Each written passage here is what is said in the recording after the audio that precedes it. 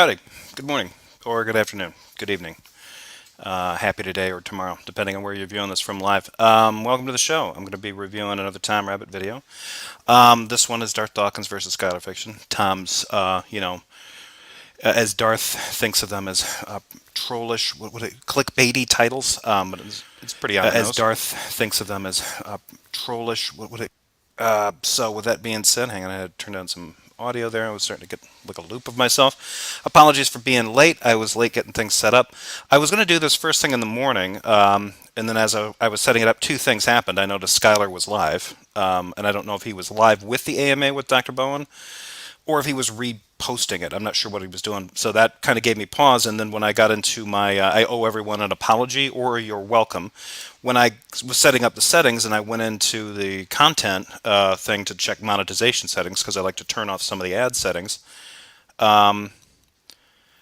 the monetization settings are gone. As far as I know, I have not been removed from the YouTube program. I have not been demonetized. None of the videos have been flagged. It's just the option for monetization is gone. And I read around some places on the internet, there's some forums and people chatting on Twitter that this is apparently a thing. So this video, until this gets sorted out either by them collectively or maybe I have to do something, I don't know if this video is going to have no ads or all the ads. So apologies in advance. Not sure what that's going to do to things. I'll check on it over the next couple of days, but it's as if monetization just never existed in the YouTube studio. It's really weird. And I don't know, it's affecting more people than just me. And the people that I've heard complaining about it have not received any kind of notices of disciplinary stuff, or you're no longer in the partner program, or this video has to be demonetized, nothing like that. Just monetization is gone. It's really strange. And so that's part of the reason why I'm late. But I set this one up for 11 and I was late because I was running errands. So for that I have no excuse. I'm just slow. Let me say hello to everybody in the chat, and then we'll get on this. Alex Baptista, good to see you. Davids, Deanie Wright, Cascade, God Equals. Let's see, Michael Fredgren is here. Wraith Knight. Crisp, good to see you. Errant, it's good to see you as well. I'm probably going to miss some of you. Mrs. Marple, Jason Martin. Yeah, my first live, even if I'm at work. Well, I hope, I hope you enjoy this. Thanks, Jason. Let's see. Christmas. Hey, I'm early for once. All right, congratulations. Good to see you. Wilberforce, Lukash. All right. If I didn't get you before Deanie, I think I did. Let's see. The Kenneth, good to see you. I don't know if I've seen you in here before. Goji Kid, good to see you too. Manny, good to see you as well. Clout, Guitar Dog. All right, I think that's about everybody. Boot the Door, good to see you. And Wombo. It's still earlier on the West Coast. Yes, I know. My brother is on the West Coast, and he is likely still sleeping. So he's a bum. And last but certainly not least, Doubting Thomas. Good to see you. Afternoon here. Yeah, it probably is. It's probably afternoon where you are, isn't it? So good to see you, Doubting Thomas. All right, so just there's not really too much context to set up with this. Skylar's back on YouTube, and he's been pretty active. And naturally, he keeps running into the same circles where Darth Dawkins usually haunts. And Darth Dawkins, as I pointed out in my last video, has been especially triggered by a lot of stuff. And yeah, he's just been acting kind of weird. Before I get more into that, I forgot to do something. I got to take care of my brand. Got to keep that branding up. All right, let's play this intro and get to work.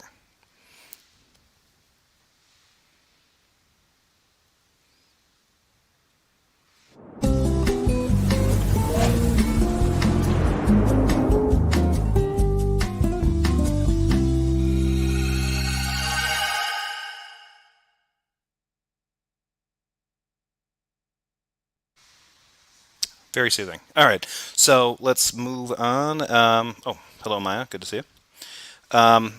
So, yeah, to finish setting this thing up, so it's just Skylar versus Darth. Tom Rabbit caught this interaction between Darth and Skylar in a couple of different places. I think the first one's on Clubhouse, and the second one is one is a particularly large chunk of cringe or available over on Praise I Am's channel. It's 9 hours plus. I don't know how he does that. I think I've participated in ones that have gone on for like 5 or 6 hours, but I was tying one on, and that was years ago. I don't know how he does this, and isn't like just like slamming monsters or something, or Red Bulls or whatever. But there's a lot of different content in that particular one, and I was going to review the portion. I think it's the same one where Mark Reed shows up. I think Mark Reed, Darth has a conversation with Mark Reed either before or after this, but I think it's all part of the same 9 hour block of fun that Praise had scheduled. Action packed, Christian apologist action, atheist owning. And so Tom's got a snippet, a portion of that carved out. It's a small fraction of what that total thing is, but it's the bulk of this particular video. So I can't really tell you when these happened, but I think this was all probably, I think probably earlier in the week, like the earliest part of the week. You have never stayed awake for 5 hours streaming. Yes, but my avatar has been present for a 5 hour plus long stream. So I count that. And I think if Praise were here, I think he'd agree with me because that's sometimes how Praise is participating in these. Or he hands off the reins to somebody else and skips off for a sandwich and a nap or something. But yeah. But you're right. Have I stayed conscious for 5 hours during a stream? Maybe one of Jay's on a Sunday afternoon. Maybe. But I doubt it. Wilberforce, am I making a mistake listening to this while hungover? If the sound of my voice or the content of my commentary calms you down, then maybe not. But if you do get like, if your blood pressure gets spiked by listening to Darth Dawkins, and that's the issue that you're having, a little bit of that hangxiety, yeah, I mean, take it in small doses. If you have to step away, no judgments here. Totally understand. Yeah, it is what it is. But I totally get it. There have been times when I've been like, you know what, I'm going to turn on. I need to do some research. Let's watch some Darth videos. Turn it on. 2 minutes into it, like, nope, nope, too much rage building up. Just yeah, not a good idea. Mark Reed, thanks for showing up. Good to see you. Thank you for watching. All right, so here we go. I'm going to shrink this down a little bit, and I think that's probably good to go, although those options look a little off. I really got to invest in a monitor so I can, and big on this, that the size of the monitors actually does affect this ratio a bit. Let me see. Let's see. See? Yeah, one of these days I got to work on that. Anyway, just one of the many things I need to do. So, here we go. Let's get into Darth Dawkins and Skylar Fiction, part one. Not my part one, kind of part one of this video. So hopefully we can get through all this. Hey, Tom Robin! I hope you got this for your recording. Hey, YouTube out there. Tom Rabbit likes to record these. Hey, Tom Rabbit! We add the word ultimate to expand on God being the absolute, which means that all things that are not God derive and depend upon Him, and He's perfect. Okay? But let's just focus on God being characteristically absolute. Okay? Perfect by what standard, Darth? Okay. By what standard? Yeah. By God revealing Himself. That's not a standard. Can you support that claim? Yeah, because you're just saying it's revealing something isn't a standard. I love this that little bit of like kind of debate, bro. Well, can you support that claim? He's telling you you're making a claim that's unsupported, right? By what standard? Oh, he's revealed it. That's not revelation's not a standard, right? That's just saying, oh, this thing makes claims, and because this thing categorically is God, it's the same as being a justified. That's all. All the proof I need is that it came from God. How did you determine that was a God? Well, because He revealed it to me. Definition. Okay. When you Low audio on the video. It shouldn't be. I wonder if it switched. When...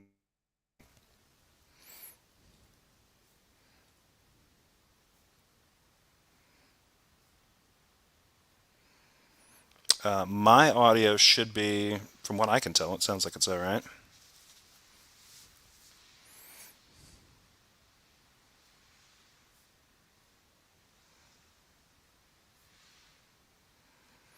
I was having this issue with setup earlier this morning where it was being weird. Let me try removing it and adding it again.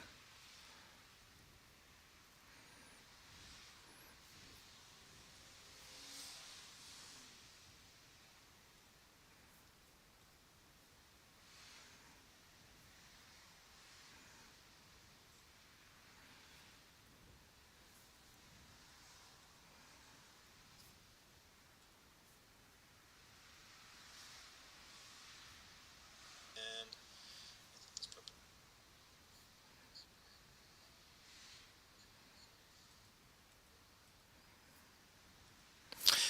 Yeah, that's odd. I'm not sure why it's doing that. So, because it's coming through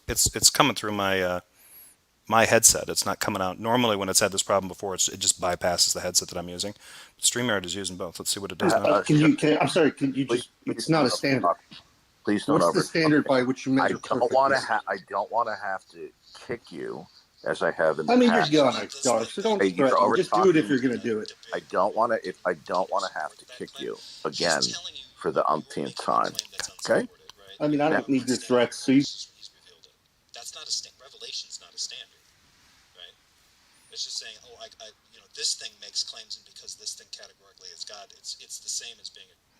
All right, perfect. So yeah, it's still giving me weird issues, but if you guys can hear it, I'm just gonna push through it.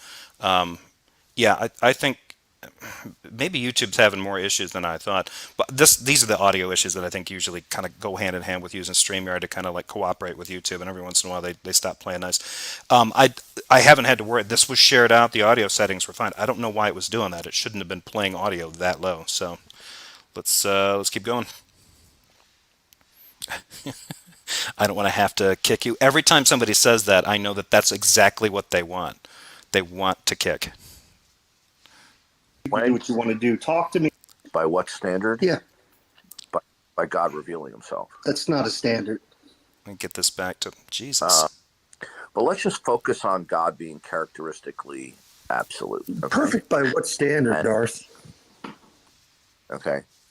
By what standard? Yeah, By God revealing Himself. that's not a standard. Can you support that claim? Yeah, because you just Okay, so the point that maybe now the point that I was trying to make before that this is what I wanted you to hear was this issue. If you haven't already heard this, the the idea like so Skylar's just objecting to this being like by what standard are you trying to say that this God is perfect? Because he's added on like well it's the ultimate, but it's also absolute in that none of its properties are this that and the other thing, and it's perfect. Okay, so Skylar's like perfect in what sense? Perfect by what standard? In comparison to what? And and he says, well, it's revelation or something. He's like, that's not a standard. And he's right. Skylar's right. It's not just saying claiming something it has been revealed or reveals itself or however whatever way they want to present this doesn't really present a standard. And then when Skylar's like, yeah, that isn't a standard, his first line of defense is, well, can you support that claim? The whole point here was that Skylar's like, I'm trying to figure out if you have support for the claim you're making because you said he's perfect. Just because it reveals itself doesn't automatically mean that something's perfect just because it can reveal itself. So, all right, I think we're all caught up now. Hopefully, no more sound issues. Fingers crossed. Stupid StreamYard. saying it's revealing something isn't a standard by definition. Okay.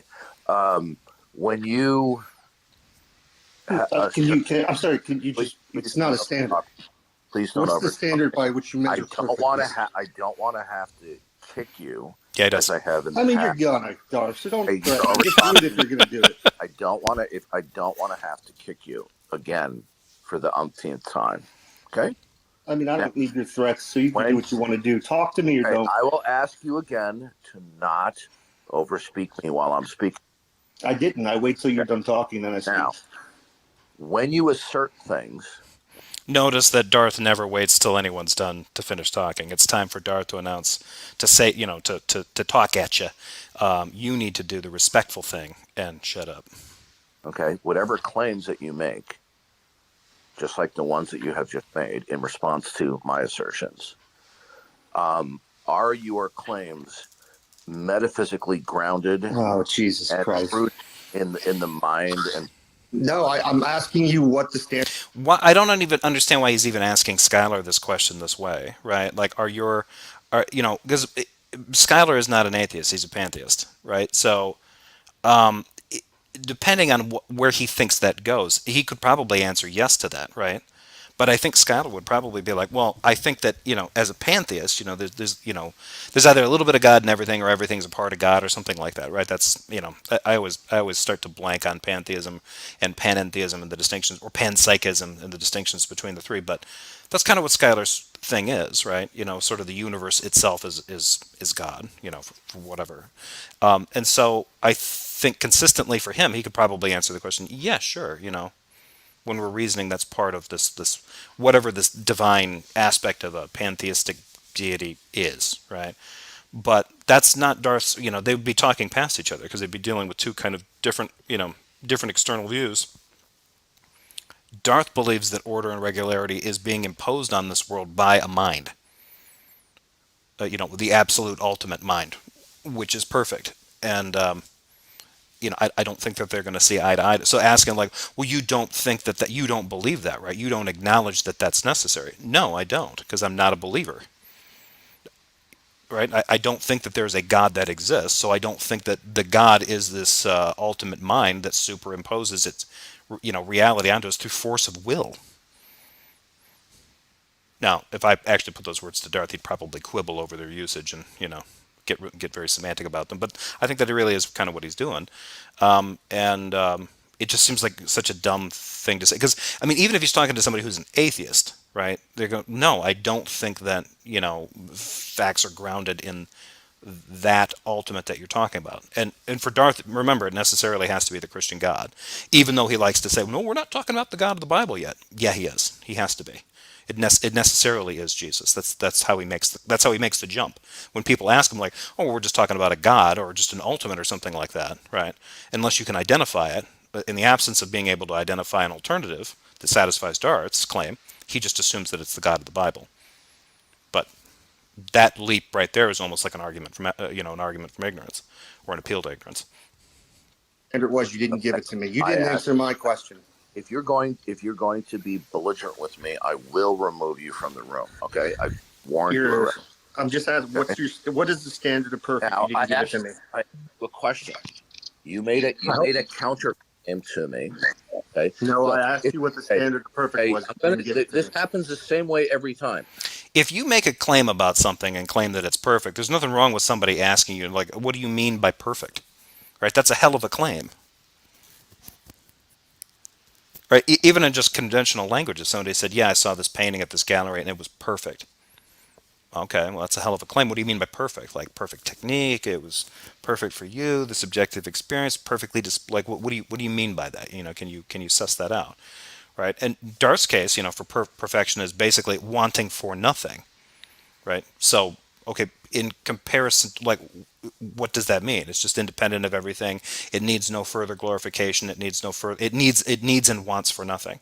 Okay, then why did it create things to, according to Christian theology, glorify itself if it's perfect?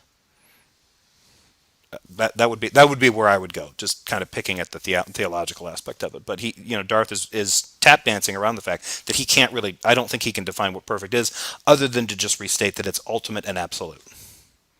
I will tell you again. I do not want to have to kick you, but I can see it coming. Hurricane coming. Please do not speak while I'm talking. I just wanted to say it's good to see you, Skylar. I really hope you guys can have a good conversation, because I think it could be good. No, Skylar is probably, as I've said this before. See, here it goes. The second most obnoxious person I have ever. There we go. Personal attack. Yeah. Only the second most. I'm wondering who number one is. Right? Could it be me?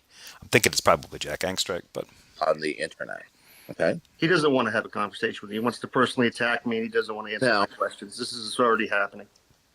Okay, so you made a counter assertion to my assertion. So my question to you is, when you make the counter assertion, whenever you do make any assertion, He didn't make it. This is one of those torturous things that Darth likes to do. Like when you ask me a question, it implies something, and that implication is an assertion. So now you have to back it up. Like all he asked was for you to clarify what your assertion was, which is this God is perfect, not just ultimate, but absolute. Blah blah blah blah blah, and perfect.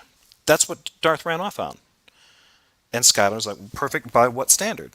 What do you mean by that? What do you mean by perfect? And now Darth's like, oh well, you have a claim to back that up, right? After you got, well, it's just revelation. Okay, so the stipulation here coming from Darth is God's perfect because he's revelational, because he has been revealed, therefore he's perfect. That doesn't follow. That's not rational.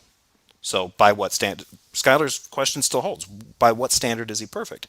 What do you mean by perfect? And if the only thing that Darth can appeal to is just, well, I mean that he's an absolute ultimate being from which, contingent upon nothing, and completely independent, well then your perfect is just synonymous with ultimate. But Darth was going somewhere specific with that. It's not just ultimate, it's also absolute in that it has these properties, these great making properties, and it's perfect. So he put that out there, right? If perfect is just synonymous with ultimate, then he didn't really need to say that, unless he's just being repetitive and he doesn't want to be called out for doing that. I didn't make him. Because then he's not being concise and he's not being circumspect. Okay, please don't overtalk me. There's only so many more chances I'm going to give you. I don't want to be monologued, Darth. Can you just talk to me like a human being? All right. Okay. I He also has a. thought that was telling, right? Like, I don't want to be monologue. Can you talk to me like a human? All right, click. So I guess the answer is no, right? No, I'm going to monologue at you. Shut up or get kicked. A new account. The previous account I had of his was blocked. Okay, now did you see right there? Do you see what a complete asshole that guy was? Yes, we see what a complete a-hole that guy was. Way to go, Darth.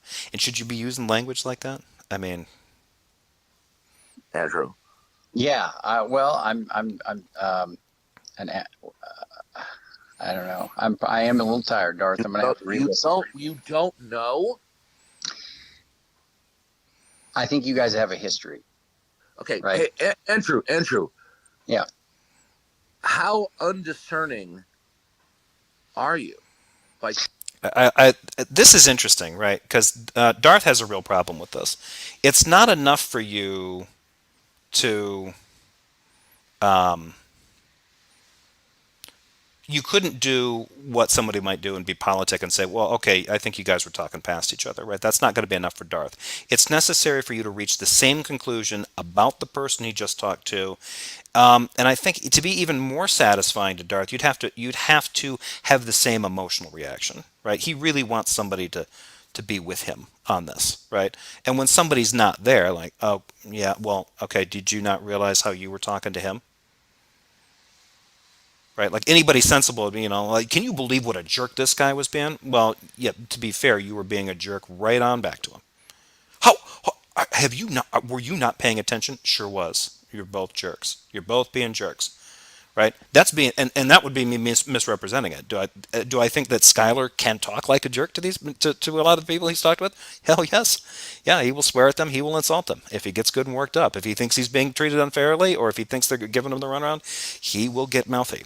That's Skylar. He will do that. So if somebody wants to say, hey, you're being a loudmouth or you're being a jerk, Skylar will usually admit to it. But in this particular case, the only thing that Skylar was objecting to was that Darth wasn't answering his questions, and then he didn't want to be monologued. And he did say, he did swear because he was like, oh, God, here we go with the metaphysics thing again. Okay.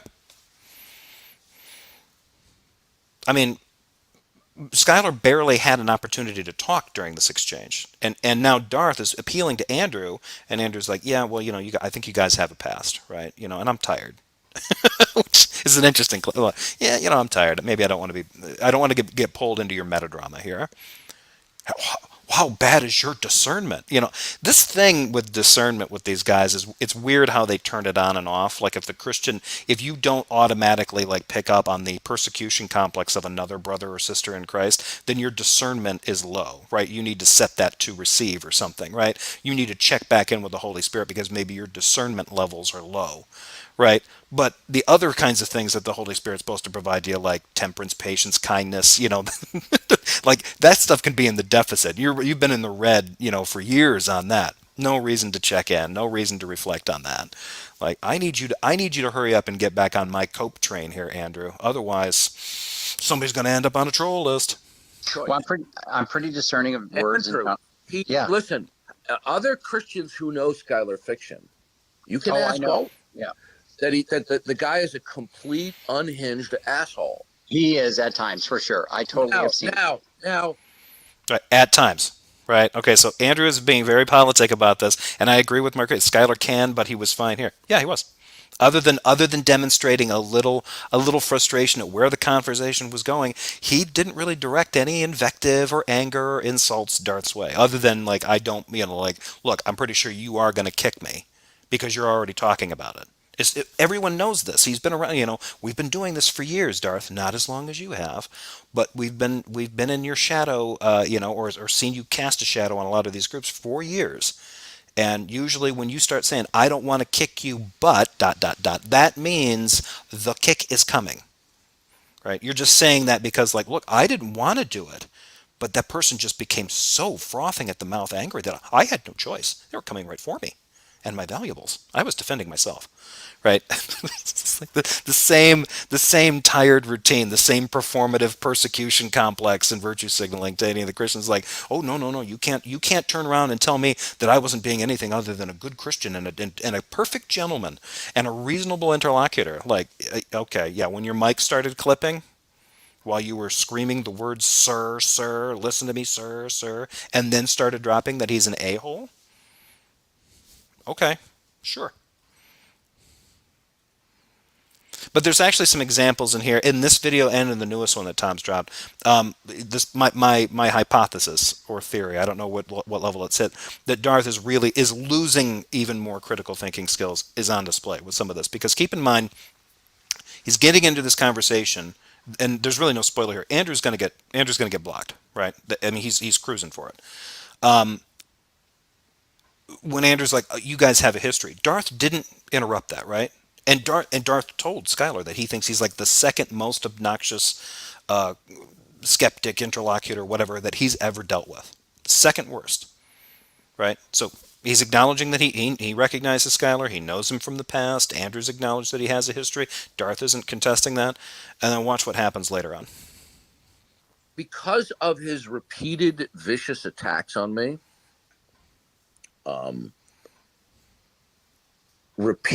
I can't tell you how many second chances that I've given him. And immediately he goes from 0 to 60. Being rude, obnoxious, over talking. Like, was that bile coming up, or was he like choking down a hoagie? Like, I don't. He must have been swallowing a fistful of Taylor ham. Being belligerent. And after numerous warnings, Skylar, please stop. Please don't do that, Skylar. I'm going to kick Skylar. Please stop, Skylar. See how his tone changes when he talks about this after the fact. It's the tone that he adopts is that of the beleaguered, exhausted parent trying to deal with a hyperactive kid. That was not his tone when he was talking. Like, right? Like, if you were at a McDonald's or the playground, right, and you heard a parent talking to their kid in the same tone of voice that Darth uses on people, he starts getting worked up and use the phrase, "I don't want to do X, but," right? You can probably guess that that parent is not well equipped for this life challenge, right? Like they're probably not real great at dealing with their kids. Right. I mean, that's a huge oversimplification. Obviously, but I mean, think about it. Like, if Darth, being Darth, was talking, let's say he was talking to his grandkids that way, right? People would probably want to, at the very least, get out of that area. Like, time to flee, don't make eye contact with the grumpy old guy. Pretty sure he beats those kids. Please stop over, Skylar. Please stop over talking. Yeah, that's exactly how it played out. Now he's gaslighting people with a slight shift in just the tone of his voice. Oh, I was just so beleaguered. I'm just trying to get a word in edgewise. If you do a word count of the exchange he had with Skylar, everyone knows that it's going to be bigger, greater than what Skylar was able to get in. He overtalked. He would interrupt him. He would not allow Skylar the opportunity to finish points, right? Because that's allowing the devil in or something. However he's going to justify that. So yeah, this is a bad look, and I'm pretty sure I don't like John and Redefine kind of live in this kind of poop pile anyway, so they kind of employ these kinds of tactics, and I think kind of process things emotionally this way. So for them, I just think they're probably they're muted, but they're probably purring like little baby cats. But Andrew strikes me as being smart enough that he knows he's being shined on here. This is just an old dude trying to cope and trying to reframe what just happened, and in a more positive light for himself, even if it's subconscious, for Darth. Okay. He continues to do it. Okay. You saw it on full display here. He showed no self-control with his mouth, did he? Did I not warn? What is calling an a-hole demonstrating, Darth? You called him an a-hole. What did that demonstrate? Was that self-control? Him multiple times. If you persist in interrupting and over-talking me, I'm going to kick you. After multiple warnings, did he continue to purposely be in my face and be... He actually told you to do it. To be fair. Darth's leaving that part out. Why don't you just do it anyway? I think Skylar said something to the effect, I think we all know that's what you're going to, that's what you want to do, that's what you're going to do. And Darth just repeated the claim. I don't want to have to do it, but I will. 1, 2. I don't know why he goes through this pantomime. Right? He's waiting. Well, I do know why he goes through the pantomime. He goes through it to make him so that he can turn around and do exactly what he's doing here. He can try to reframe it and BS his way through an explanation that makes him look like he's a more virtuous person. I didn't just blow up at him, call him an a-hole, and then mute and kick him, right? I gave him good reasons for it. No, you didn't. You gave a performance. And in the performance, you tried to set this up so that it makes you look like you're the one being persecuted. You're the one being attacked. You're just defending yourself. And I had to do this. If for somebody who actually will make defenses about why he kicks people and why he mutes people, I don't even know why he still goes through these steps. He could just, at this point, he'd be like, I've been doing this a long time. I'm just going to mute and kick you, right? I'm just going to, or he could be really assertive and just drop them into the audience. Hang on, I'm going to drop you into the audience. I'm going to say my piece. And then I'm going to bring you back up. He's a mod in this room. He could do that. But he doesn't. He goes through all this pageantry. Interruptive and over-talking. He definitely came in heated, for sure. Okay. So what is this little game like? Just I wish you had been more patient with him. Oh. Actually, I'm not pressing that. I'm not pressing that because I actually I don't know. I'm still trying to... Yeah, I don't think he was. It's kind of interesting that that's where Darth went with that in regards to Andrew, right? That's a little bit of projection. Because there have been people that have told Darth that, hey, why weren't you more patient with that person? Depending on depending on the take on Romans 1, I mean, if it's true that they're all liars, then I'm actually would be more open to being more confrontational. They're all liars. Listen, when I say they're all liars, we're talking about what Romans 1 says. Okay, if they're all liars, then why are you talking to them? If they're all liars and you're justified in muting and blocking them because there's no point in talking to them, all of them are liars, right? Every sinner is a liar then. If you're going to appeal to Romans 1, what are you doing talking to them? I don't understand this, Darth. If you're listening to this, if you watch this, what is the point of this? And if you try to tell me it's the Great Commission, I know that you don't really think that's the case because you've told people that your theology is that everyone has an innate knowledge of God, which basically means the Great Commission is kind of a moot point. You don't need to go and tell people about God. Everybody already knows about God. They have to choose to follow God, or they can choose to suppress that truth in their unrighteousness. They can choose to deny it as a reality, right? How that leads to them accepting the God of the Bible is anybody's guess, right? Darth doesn't. When I've heard Darth talk about that kind of stuff in the Mike Fall video, that's kind of how he laid it out, which I think is probably one of the most, bat crap loony explanations for theology that I've actually heard. Right? It's concise. There's another. He has a third form of revelation there. Now, if there's a theology out there or some theologians that talk about this sort of like, not only is there general revelation and special revelation, but there's this innate revelation built into this. I know that some theologians talk about things like I think it was Saint Augustine that talks about something like we all have a little bit of the goodness of God from the point of creation or something like that. Okay, maybe, right? But the kind of stuff that he's talking about seems to contradict other messages of grace. So, but it's a question worth noting. He's telling Andrew, well, they're all liars, and according to Romans 1, yeah, according to Romans 1, and if Darth is taking this stuff literally, then by Paul's recommendation in Romans 1, anyone who's not a Christian that he's talking to is a liar, and everyone deserves to not be talked to. That's the claim he's made repeatedly throughout his time on social media. If they're liars, I don't need to talk to them. If they're liars, I can ban them. I can mute them. I can kick them. I can swear at them. I can abuse them. I don't have to be patient with them, right? I'm going to punish them for being liars, right? Everyone's a liar that's not a Christian. That's not a born-again Christian, according to Darth. So that means he can go after everybody that's not in the club. Which is interesting because he will use similar justifications when he bans and blocks and mutes and swears at and abuses and shouts at Christians. He'll just try to excuse that by saying they're not really Christians. He just engages in a lot of no true Scotsman kind of stuff. Your kilt's too short. Your kilt's too long. Your porridge ain't right. Whatever. However he's got to do it, right? But he points those things out usually after the fact to excuse this.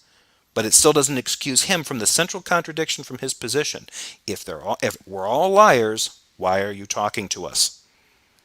You tell people not to talk to these abusive, lying atheists, these lying sinner types. But he's engaging in it all the time. So it just sounds like he can't live by his own standard. It sounds like he can't even establish a standard. 1 week later. How about let's talk about pantheism. Let's talk about.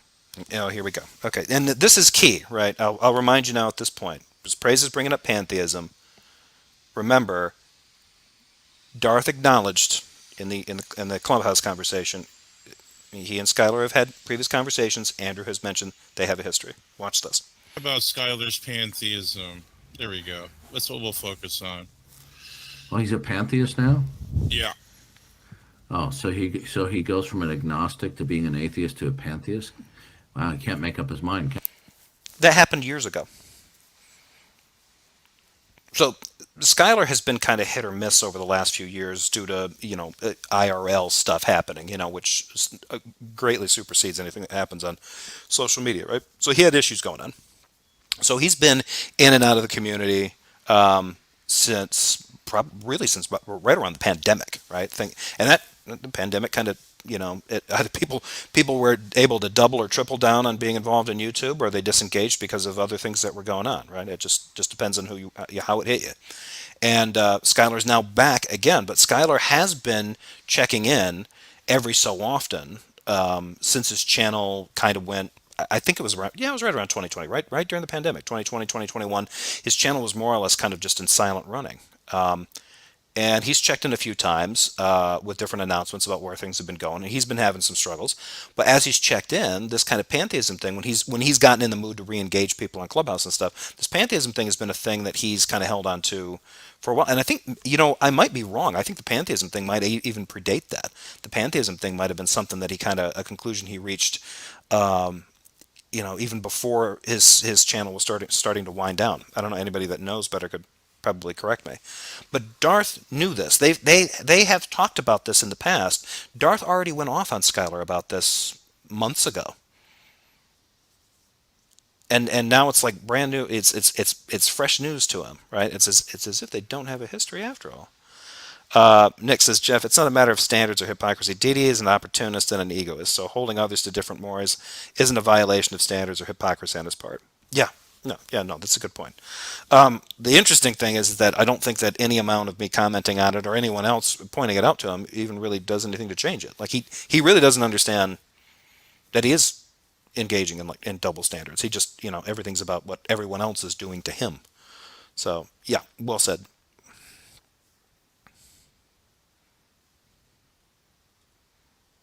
Kenny.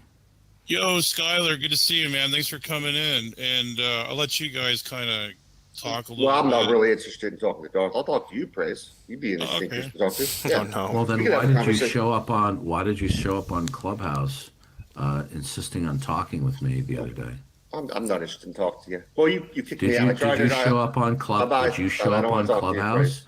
Did you show up on Clubhouse the other day, insisting on talking with me? I don't want to talk to you anymore because you're Okay, so you're. Oh, why don't you want to talk with me? because of your behavior. What was my behavior the other day? Praise not interested in talking. You want to have a conversation? Well, wait a minute. So No, in no, other no, words, no, okay. I'm not talking See, to he's you. doing it again. He's See, doing it. He's doing it Praise, again. now you see what's So in happening. other words, Yeah. okay. So was it my behavior on the Clubhouse that day that you came I up on tell him I stage don't and want to talked talk with to me? him, and he keeps trying to Or talk was to it behavior that was prior to that? Because then Yeah. why are you flip-flopping? So This is just grueling.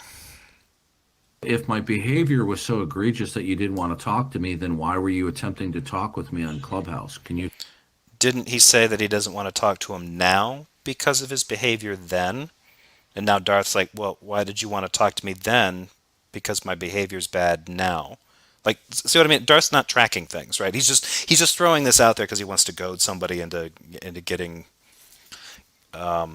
experiencing the joy of being questioned by Darth, the Grand Inquisitor. Explain the discrepancy there. Is Darth going to explain the discrepancy that he's pointing out that he doesn't want to talk to him right now here on Praise's channel because of his behavior on Clubhouse, and Darth seems to think this is an inconsistency when he was on Clubhouse. Like, Darth clearly believes in a different system of time than the rest of us. You like to have a conversation, Praise? Okay, yeah, get rid of him. Get rid of him. Oh. Commands to praise. This is how it begins. Let's see, what do you like? Yeah. You don't control Praise. This guy's a loser. Okay, he just outright lied on camera. He shamelessly lied. Oh, I don't want to talk to you because of your behavior. Well, then why were you talking to me the other day and insisting on talking with me when you came up on stage? Were you? Well, because he wanted to talk to you then, but he doesn't want to talk to you now because of your behavior. I don't understand how this is inconsistent with anything. Raise your hand. Did you not raise your hand to come up on stage and talk with me? Tell you what, Praise. If we can, Did you not? Hold on a second. Did you not? I think this is actually pretty good for Skylar. Like, if Skylar's doing, I really do think Skylar doesn't want to talk to him, but they end up getting into a conversation. No spoiler there. But this is the best way to get him good and worked up. Is just ignore a direct question from him. Because that's Darth 101. If he asks a question, he believes he's entitled to answers. Raise your I can't hand talk, to Praise. be pulled up on stage to talk with me on Clubhouse just a matter of 2 or 3 days ago. I am willing to talk to Darth if he can ask a question. Did I you can ask not the question raise back. your hand Yeah, on hold on. Clubhouse? Did you not raise your hand on Clubhouse to Yes. speak with me on Clubhouse? Like I said, Praise, I'm willing to ask a question and answer. Did you questions. not raise your hand on Clubhouse to be So that'll pulled be the up on question, stage to Skylar, speak and with then you me? answer, then he Okay. answer Now your there's the question to you. Okay, let's that's see if fair. you're lying. Did you not raise your hand never to stops be pulled talking. up on stage on Clubhouse to speak with me just a matter of a couple of days I've ago? been in here like 2 minutes and he's talked at least a minute and a half. You of it. see, he Yeah, because he knows Skylar, so this is an opportunity for him to bully somebody that not only Darth enjoys bullying people like Skylar, but also because he knows if it's somebody who's well known, that's even better. Darth loves that. he's doing it again. He's All a right, guys, trans hold on, hold on, teenager. hold on, He's a hold on. teenager trapped in an adult body. Let's just keep this. That trans teenage BS needs to stop. That's awful. Like I don't know what kind of what dark decayed crevice of Darth's mind where he thinks that is witty, but oh man. extracurricular stuff out of there. So, Skylar, did you raise your hand? Yes or no? That's all we have to do. Then Yeah, you can yeah, answer. yeah, I did. Yeah, I did raise my hand. Okay. Okay, All so right, now my you're question saying you now- don't want to talk to me. Nope. So now See, what you now want it's to my say is you turn to don't ask. Hold want on, to talk Darth. with Hold on, me. Darth. Okay, let him ask you a question. Now let's try to get this free flowing a little bit. Well, I want to clarify that what he's doing is he's lying. Yeah, he's not interested in it being free flowing. Well, let me rephrase that. Darth is interested in a free flowing discussion as long as it flows one way from his mouth into your face. Right? That's how it works. He doesn't want to hear anything back from you, right? Unless it's okay, you're right, Darth.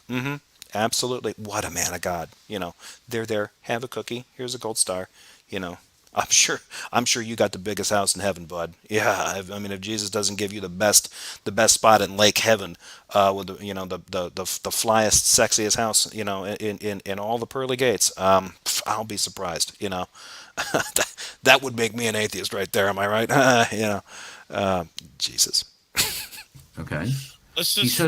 says I don't want to talk to you, Darth, because of your behavior. But then why did you raise your hand to specifically talk with me several days ago?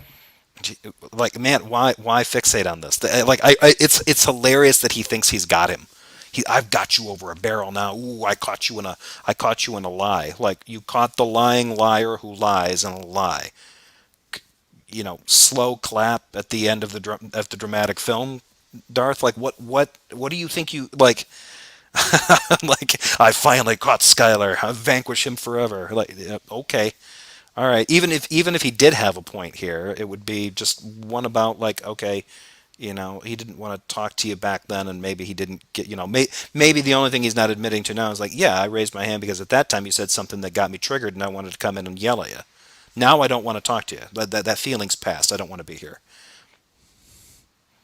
And now one could say, like, hey, why not? Why wouldn't Skylar just say something like that? I don't know that it would make a difference. I probably would have attempted to say it, but if it's pretty clear here that he's not going to be allowed to answer that question, even if he wanted to. Explain. Yeah, the terminology gets chuckles from Enlighten and Yester. Yeah, and I don't think Darth understands. If you are focusing your jokes on that audience, you are in a lot of trouble. Yeah, that's terrible. In that. All right, that's over. Come on, Darth. Let's let him answer. Can ask you a he question. explain that? And I'll be quiet. Explain that, Skylar. Okay. Explain it. So my saying that I don't want to talk to you now is based on that couple of days ago when I raised my hand. I asked you a specific question. When you used the word God is perfect, and I asked you what that standard was of perfect you were referring to, and your answer was, he reveals things to me, which wasn't an answer. And then you kept talking, and eventually I was kicked. So that's the answer to your question. Now I've clarified, and I asked that first question. And I've answered your first question. Now I want an answer to my question. Yes, go ahead. When you use the word perfect, when in the context of God, what standard were you appealing to in my original question I asked you? So we're back. Earlier? Your question is not clear to me. You don't know. Really, the question's not. You asked him before when you said you answered with revelation. So this question was asked in Clubhouse, and he answered he answered Skylar when Skylar asked him about the standard. His answer was revelation, and now he's saying that he doesn't. The question's not clear to him. All right, so it seemed to be clear to you then, because you answered the question, and then when Skylar rejected that and said, well, revelation's not a standard, Darth then countered that claim and said he wanted some kind of justice. He wanted Skylar to back that claim. He just shifted it back onto him. So this is really odd. And by the way, I can't find the comment in the stream, but somebody had recommended a Theremin Trees video. Thanks for that recommendation. Somebody else has recommended that channel to me before, and I always forget to go over there, but it looks like they got some pretty interesting content. So I'll check into some of that. So thank you. So what the standard of perfect is? You're not articulating yourself clearly. Okay. Well, I guess you can't follow. I guess we can't have a conversation. No, I'm willing to entertain your question if it's presented in clear terms. But he did entertain the question, and he answered it. Okay. You used the word perfect. Perfect has a standard. What standard were you referring to when you said God is perfect? Perfect means without defect, without flaw, without any lacking Defect? of any qualities that would be deemed as admirable or great making properties. So those properties are outside of God. Your microphone quality is not very good. I didn't understand that last sentence. Is this better? Yes. Yeah, it's all right. Yeah. Yeah. I don't really Yeah, I notice gotta a get some difference. headphones. So the qualities that you just stated are something above God, something outside of God. Is his microphone quality problematic for you It's good. guys? Like I can't rule out that maybe Darth is having trouble on his side of things. Maybe he's not hearing this clearly, but it didn't get recorded that way, and it sure came through clear. So this, like, to have this happen multiple times seems a little. I'm suspicious. For me, it might be. You might need to do It's your a bit mic thing. echoey. Got For Michael. me, it's Yeah, okay. it's a bit echoey, but but he's not unintelligible due to the echo. So what? Well, you're not coming through pristine. Can you? What I need you to do, Skylar, is go out and get yourself a high quality microphone, and then have that, have a professional set. Like, well, I need to hear you as clearly as a podcast. Okay, all right. it's satisfactory right now. Let me try one more thing real quick. See if I can. He said that are the properties outside God. That's what he was asking. Are the properties outside of God? No, God is. If you're saying that God's perfect, are you appealing to a standard outside of him? He's perfect in compared, like he's perfectly good. Okay, well, I thought he was good. God possesses aseity. What we're saying So then perfect doesn't really apply to a God.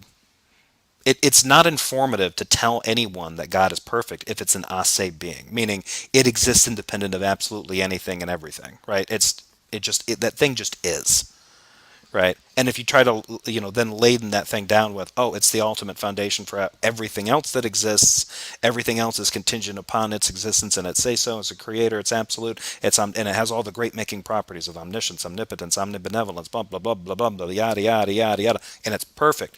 Perfect seems like kind of a dumb thing to say after that, because now you're talking about something that is so loaded up with a lot of metaphysical baggage that trying to refer to it as perfect seems like, I mean, the one thing that he could say to Skylar is like, well, I think you're nitpicking if you're trying to get into this definition of perfect. But that would only be fair if Darth didn't use the word perfect to describe his God, right? And now it seems like, well, he's just to say, then of course he's perfect, But describing a God with these kinds of attributes or qualities or whatever doesn't make any sense. If you're trying to say that he's perfect in the sense that, well, he's as good can get. Well, that sounds like he can rise to the highest standard of what goodness is, but that kind of implies that goodness is a standard separate from God. He's living up to the standard of goodness. I really don't think that Darth has actually thought any of this stuff through. But props to Skylar for trying to present this to him in a different way. I don't think it's going to work. is you ask me to define something that is perfect. We say that something is perfect is if it has all the properties that we. I actually add more echo into into my live streams, Michael Fredkin.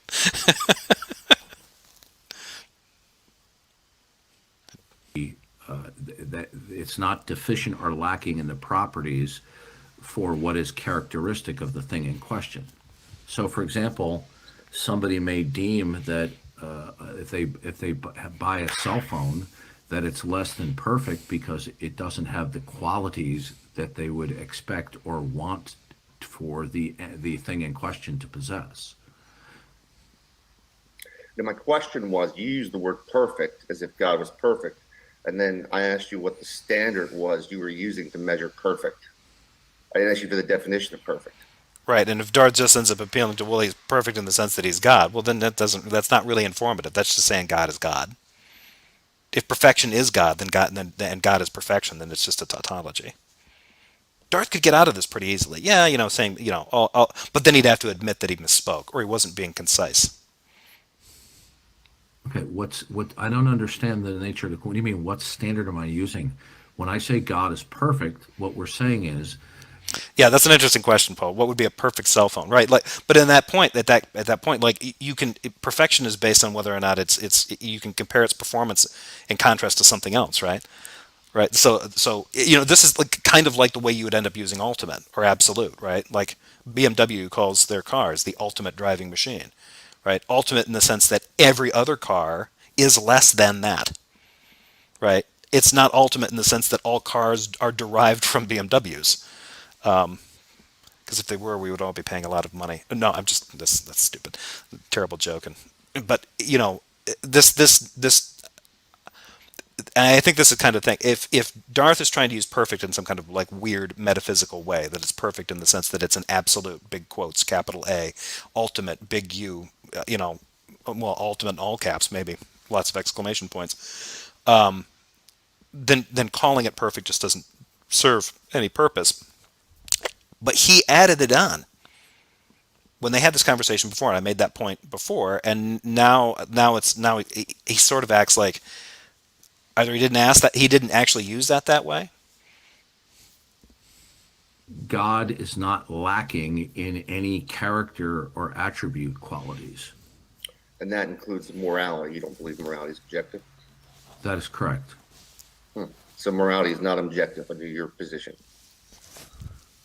No, morality is rooted ultimately in the eternal character and mind of God, just like everything else is rooted in the mind of God. The mind of God is the ultimate reference point for everything. This includes acts of evil, malice, etc. So what is your ultimate reference? He doesn't think so, but I mean, it seems to follow. He says everything, but then when you say like everything, including acts of evil, well, no, clearly not that. Only the good stuff. Okay, so everything good. By what standard? Reference point. Well, how would you know that? Okay, did you hear my question? No, but did you hear mine? Yeah, I answered a series of your questions in good faith. It's the same question. And I answered it in the form of explaining to you that the mind My of God brain is is. the ultimate reference point. My brain is. I'm talking. I'm answering your question. My brain is. Well, unfortunately, we're talking about ultimate reference point on a metaphysical scale. I'm not a philosopher. Okay? Not a philosopher. So ultimate reference point means that. So the way to explain it to you is. It's okay, because Darth isn't either. Darth's just read a lot of apologetic nonsense. To juxtapose it against the Christian worldview, and then you can give me an answer from your worldview. So Okay, now how does that work? Right. Now, well, here's the thing: you have to find out what the ultimate standard is, and clearly, what the ultimate standard is the Christian worldview. And what you need to do is, like, if you've got a worldview different than mine, you need to juxtapose it against that one, see where it falls short, and then you'll realize why the Christian worldview is superior. What? Superior then? Okay, I thought we were talking about perfect. And we weren't talking about worldviews. We were talking about God. Skylar was asking, in what sense did Darth mean God was perfect? By what standard is he setting that? Right? And now Darth is starting to squirm off into let's you show me your worldview, I'll show you mine kind of nonsense, which is pointless.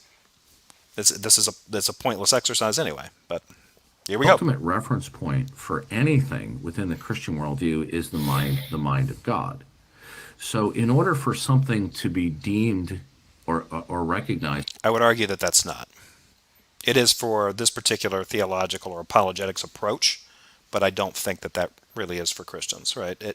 I mean, for a lot of Christians, it would just be God, right? But most people think of God as an outside character. There's aspects, philosophical implications to the way that Darth is talking about this necessary mind of God, this disembodied mind of God being the ultimate absolute creator and of all things, and what that would mean for how people approach their faith tradition. When I think the vast majority of Christians end up approaching their faith tradition as if God is a personality, God is a dude with lots of powers. And there's a way that you can get out of being dead if you do what it says. That's pretty much it. to be true and correct and metaphysically intelligible, it must first originate from and be commensurate with the mind of God as being the metaphysical primary. So what I'm asking you is, in your worldview, what is it that is metaphysically primary that any truth claims must ultimately derive and cohere to? Well, first, that's just a claim to say that it's from the mind of God. I mean, but again, this is going to be a problem, right? Because Skylar is a pantheist, right? So he believes that there's some kind of deity. But the claim that he's being made here, like in Skylar's worldview, like what are we talking about the idea of claims, or are we talking about what the claims are claiming, right? The difference between a metaphysical, because a lot of times when he tries to talk about this kind of stuff, it seems to me, in most cases, I think, when apologists or philosophers of religion will refer to metaphysical, what is metaphysically ultimate, they're really talking about ontology, what is actually in existence, right? The inventory of reality that we have, right? And God is maybe a part or above that inventory. That gets a little unclear, right?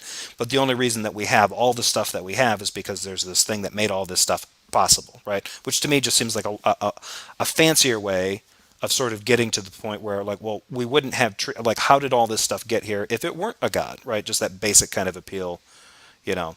But for on the flip side of this, well, it's not really the flip side of it, but when Darth wants to get into like metaphysical, it sounds like he's conflating on, well, and I've made this claim before, metaphysically ultimate is epistemologically ultimate and ontologically ultimate, right? So not only is the metaphysical ultimate, this is the thing that's responsible for everything that is, it's epistemologically ultimate, and that it is the thing that makes you capable of knowing anything about any of the stuff that is. And that's a hell of a claim, right? Because there's obviously a disconnect, and it's in faith traditions, it's in Christianity. Right? I mean, it doesn't really make sense that, for somebody like, well, you just can't know it if you don't claim that there's a God, that there's a God responsible for it. So somebody else could come along and be like, or like me, and say, like, well, I don't see how it follows that I could believe that there is a being of some kind that is responsible for all the stuff that exists. That being is ontologically ultimate. But I don't think that I'm capable of knowing everything that it's caused to exist. That's a different kind of thing, right? I can be wrong about things. I can misperceive aspects of that being's creation. And clearly Christians do that, because otherwise why would you not be able to totally understand the properties of God? You can't understand the real mystery of the Trinity. We can't always really understand God's ways are mysterious to us.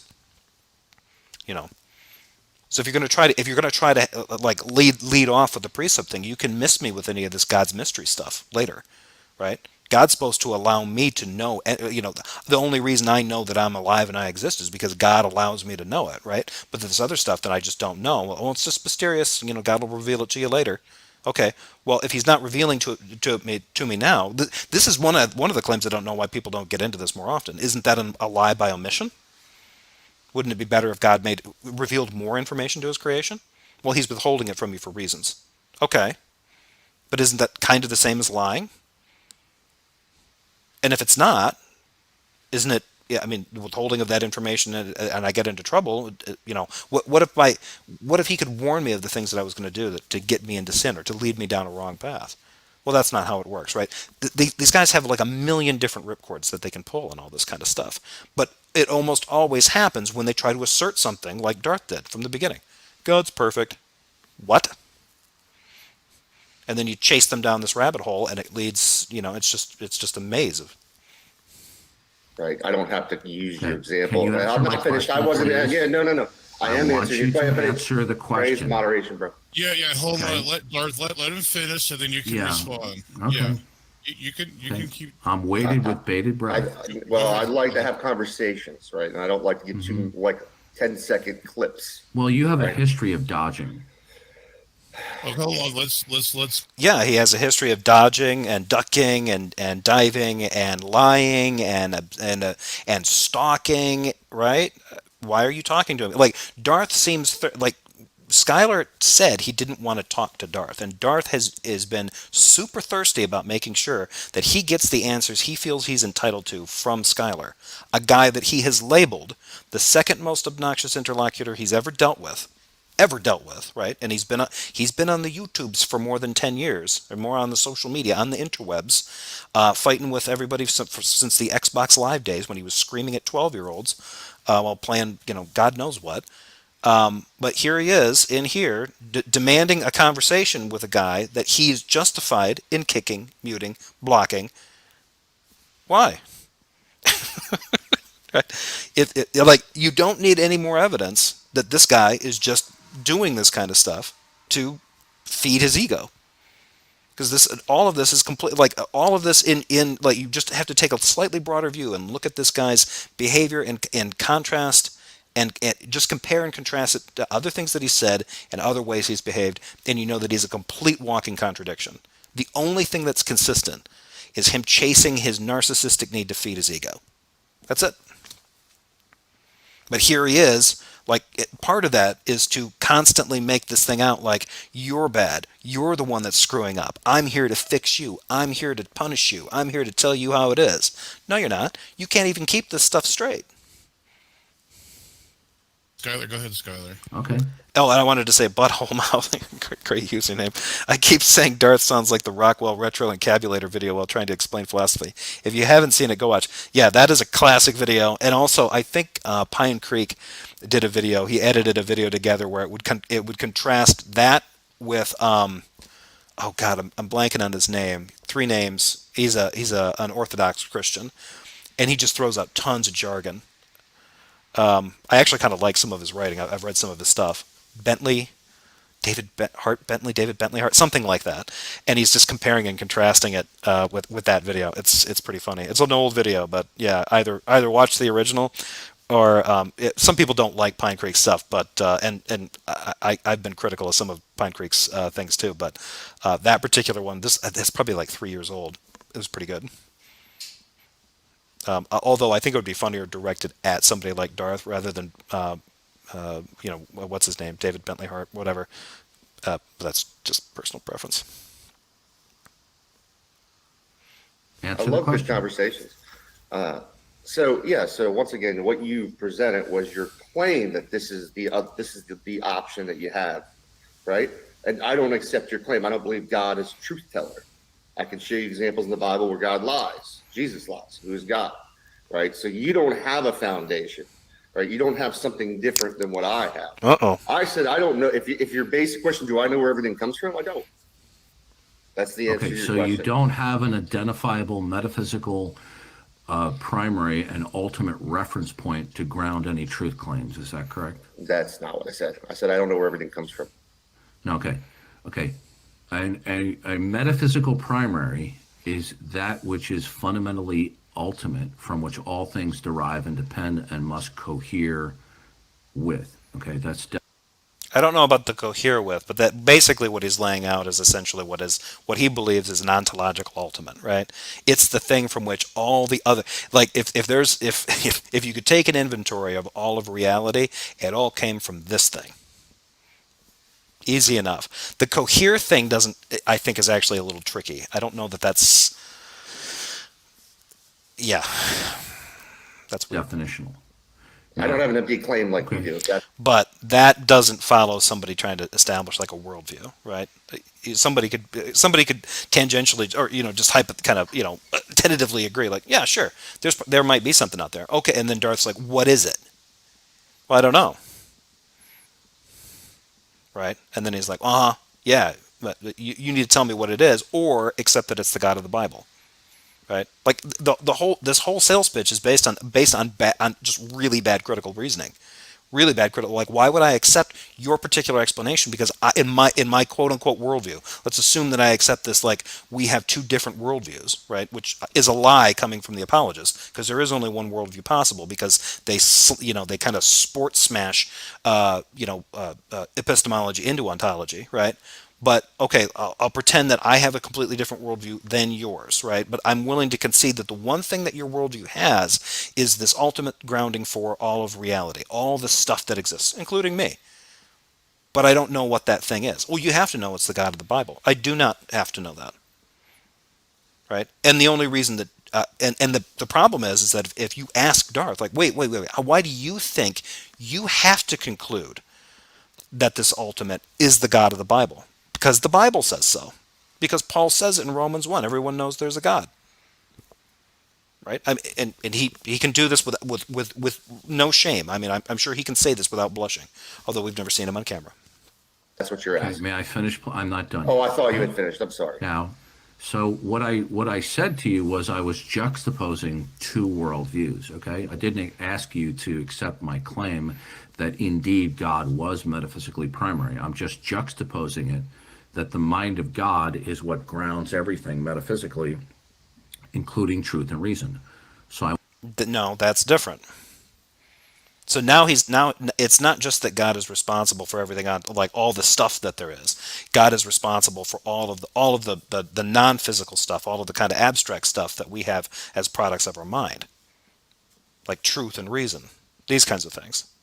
Okay, but if God is responsible for the inventory of everything in reality, not just including the physical stuff and quantum fields and gravity and all that good stuff, but also the stuff that we have banging around in our imaginations are part of that inventory. Our lies, our truths, our concepts of lies and truths, and everything else, all that stuff is lumped into that as well. Okay, cool. Well, I don't understand why then our actions aren't logged into that as well. But Darth would take an exception to that. If you do something good, that conforms to the mind of God. That's part of what God wants you to do. But apparently sometimes if you do bad things, it doesn't conform to what God wants. That's not part of his mind. That's not part of his plan. But you were able to do it anyway. Well, how are you able to introduce anything into this inventory if the inventory is entirely the responsibility of God? Nothing can go in or out of this thing except what God has decreed, what he has willed, including all the intangible things. So, I've done this before and I will do it again. God's responsible for evil. Good going, Darth. Excellent work. I want to know from you what it is that is singularly concrete, not abstract, from which all truths derive from and must be commensurate with. What is it that is? So now he's getting into the epistemological thing. He's trying to get into okay, well, here's the thing. In order for you to figure out he doesn't mention the trilemma, the Agrippa trilemma or the Munchausen trilemma, but that's kind of the whole thing. Well, you need to have some kind of foundation in order to serve as a grounding for all these things you claim to know and claim are real. Okay, that's an issue with epistemology. But if you're trying to if we're talking about like something a little bit more hypothetical, we're talking about metaphysics or something that is potentially the ontological ultimate. That is slightly separate from how you can know it. So now he's already starting to blur this. Is ultimate in your. And the sad thing about this is what he's been doing for years, and he's running the exact same shtick that people like me and Skylar have been criticizing for years. This is what he did. He ran all that drama and all that whinging and crying and moaning earlier on was to get Skylar to a spot. He's gotten Skylar into this point of the interrogation multiple times before. Like this was it. This was the payoff. Or metaphysic. I think you have to show the case. No, I don't know. The answer is I don't know. And once again, you just have a claim of something. Even if you just hold on, I'm not finished. I'm not finished. Ultimate. Is that correct? I'm asking for clarification. No, I'd like to finish. For clarification. You need to stop acting like an imbecile teenager like you usually do. I'm asking for clarification. Now we're name calling. So are we? No, I'm not name calling. I'm characterizing your. He just did. He just said he was being an imbecile. Obnoxious behavior. Okay, did you say his behavior was of an imbecile, or did you say he was being an imbecile? Like, guys, keep it going. What I want to know from you is it clear? Is it clear to you? See, here we go again. This is what he always does. Now, I'm surprising that he's showing the restraint that he is showing. Talking about me more than we're talking about the subject right now. So when you make any truth claims from your perspective, it doesn't ultimately derive or cohere to an ultimate basis then? If a person can sin, why would it? This is dangerous, what he's doing here. Oh, doesn't it have to cohere to the mind of God? Yeah, so every time that rapist not only want everything included up to the desire to do the bad thing, to planning the bad thing, to acting on the bad thing, to covering up that thing, all of that also coheres with the mind of God. It necessarily has to, based on what Darth is trying to establish here. Otherwise, how do people do bad stuff? That stuff doesn't cohere with the mind of God. Now you have a real problem. You've established this this ultimate that is responsible for the inventory of absolutely everything in reality, including the intangible stuff. That would mean that if I'm capable of reaching conclusions like just banal ones, like there is a golden delicious apple on my countertop as opposed to a Granny Smith apple or a red delicious apple. I'm capable of making that claim because my sense perceptions and everything, and they're reliable because God bless me, God allowed that to happen. Cool, right? I can go to work because God blessed me with another day on this planet. Neat, right? The day, the planet that I'm on, God's responsible for all of it, right? He's also responsible for Jeffrey Dahmer. He's responsible for John Wayne Gacy. And not only is he responsible for what they did, he's responsible for why they did it and what they felt and what they thought before, during, and after they did it. That has to follow from what Darth's putting out there. I said I don't know. It doesn't mean there isn't one. No. I ask you, do you have one that is identifiable? I said I don't know. I don't have an empty claim like you have. Okay, so there is no ultimate reference No, that's point not what I that said. you can I put said on I the table. don't know. Do you have Do you know what I don't an know ultimate? means? Okay, yeah. Okay, so the I don't know is that then you don't have Yes, an I don't have an identifiable empty reference. claim. That doesn't follow. Not knowing what it is and they're not like this is like, oh, so you don't have one. Okay, what do you mean by that, Darth? Like, if there is one, I don't know what it is. Right? I'm operating, if Darth's worldview is true, then I'm capable of operating in this capacity, right? That's consistent with a Christian narrative. I don't know God, or I'm suppressing the truth in my unrighteousness, but I'm still capable of bathing myself, for instance, or going to my job.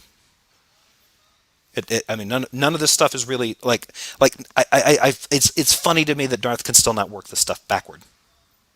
Claim like you do. That's correct. Okay. Okay. I don't have So an empty, then when you make unverifiable truth claim claims, like you. so your truth claims are in virtue of I don't know? No. See, and here's the thing. If that's the case, right? That means any claim made, even lies told, are the responsibility of the mind of God. I'm getting right back to the basics, back to some of the first videos I ever did on Darth, my first criticism of it. I don't think I know he doesn't understand the weight he's putting on this kind of stuff. He's making God's mind responsible for the content of absolutely everything, including the content in my head, right? But he'll have to do a ton of tap dancing and special pleading to make excuses for why the sin stuff that's going on is somehow not of God.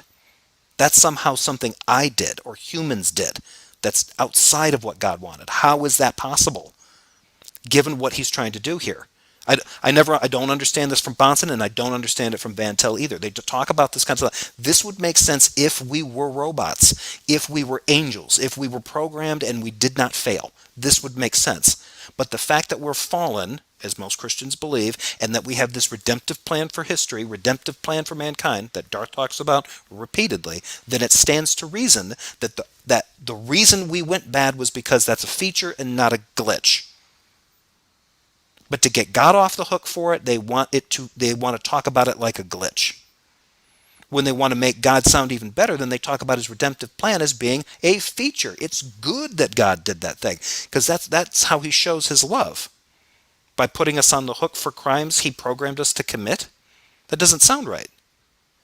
They can't get that. They can't reason past their conspiracy.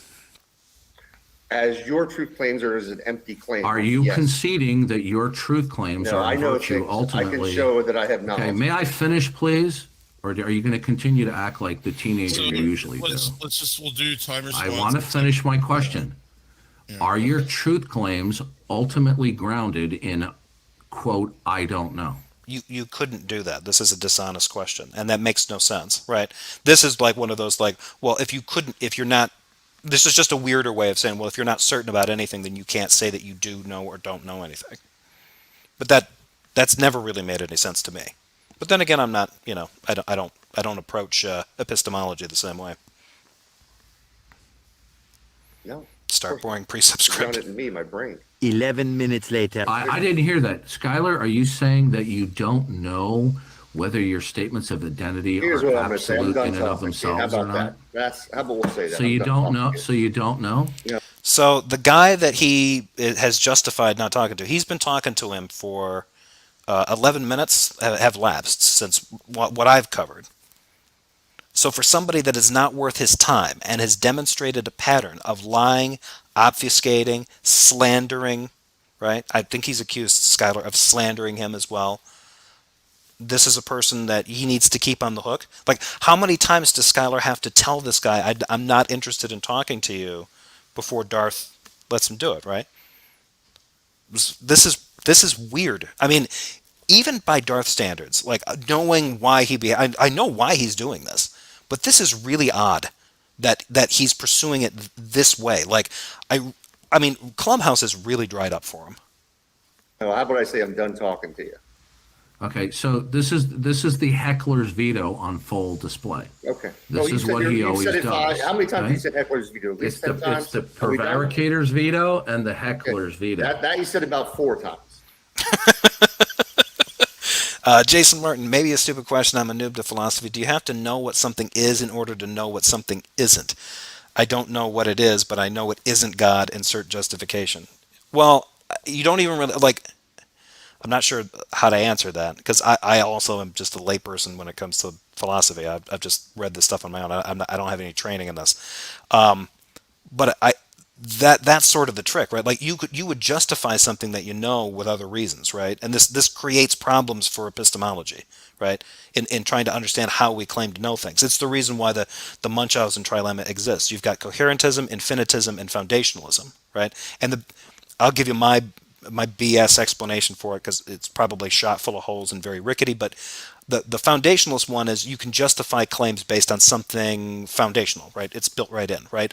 You can appeal to a god, or you can appeal to axioms or something like that, right? The problem with that is that a lot of those foundations that you end up trying to claim, there's nothing that you can really do about them.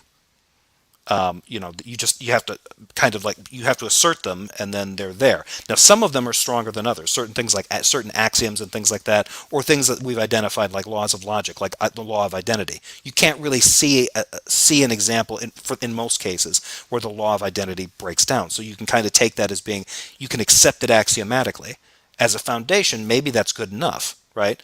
But somebody else would be like, no, that's still not strong enough a foundation, because you really don't. Do you know that holds all the time in every case? With infinitism, it's basically justifying claims with other claims, going back and you end up in an infinite regress, right? There might be ways that you can do this, like, but I'm not really sure how that could ever be supported. But it leads to real problems. Coherentism, everything sort of creates a web of belief, right? These things are all supporting each other. There isn't one central thing. It's just sort of a cluster of different things that are all kind of they're all supporting each other in kind of a network. But that runs into problems too, because where's the foundation? Where's the beginning? Where does that kind of stuff? So depending on which horn you're looking at, you run into different issues, right? And the problem, it's a trilemma as far as I know. No one's ever solved it, right? Except for Darth. Darth thinks that he basically just bulldozes through with foundationalism, even though I think he's described himself as a coherentist. But in terms of getting to the question, like, can I know what something is by virtue of knowing what something isn't? Yes, possibly, right? That's when you start using like the laws of logic. What Darth will end up doing is, if you try to say that I know that this is an apple and not a pear, and then you give your reasons. Well, pears are this big, and apples are this, and pears taste this way, and apples this. This is the kind of tree a pear comes from. This is the kind of tree an apple comes from, etc., etc. You give those justifications, right? But you can't. What Darth ends up getting into is you can follow those justifications back, and eventually you don't really have anything to. They have to terminate at God, In order now, as far as an ontological reality goes, cool, maybe everything all comes from one single source, everything physical. But what he's trying to get Skylar into, and what he tries to get everybody else into, is can you know it and can you claim it? Right? He wants you basically like, yeah, I know it's an apple, right? Well, how do you know that? What's your epistemic word for that? God. You can go into these rooms, just to give it an example. You could go into one of these rooms and say, well, I know this to be the case. How do you know that? Because God. Because it's in the Bible or something like that, right? Now the funny thing is hearing them talk with other believers who make the same claims. Well, I know that this is what God has said it is because of the Quran. And then watch them just try to tear each other apart. Right? The Christians will just seize on that. Or at least they should. A Christian that holds to what Darth holds to should seize on that and just freak out. No. The only reason that you can know anything is because God. But what doesn't make any sense about that is that's not a foundation that you can actually claim. You don't know that that's the reason that you don't know that the only reason I know anything is because God allows it. Now, that's great if you want to sound like the most servile Christian ever, but there are things that humans know that God's not supposed to know. And if God does know them, maybe God's the source of them. And what is it like to be a serial killer? What is it like to have those kinds of urges? Or a serial rapist, or some spree killer or something like that. Right? If everything that we know that can be known is responsible because of God, and everything that we can become aware of, everything that we can know, and then everything that we can claim to know is also only due to God, well, that really blows everything up. Everything is God's warrant. Everything is in God's wheelhouse.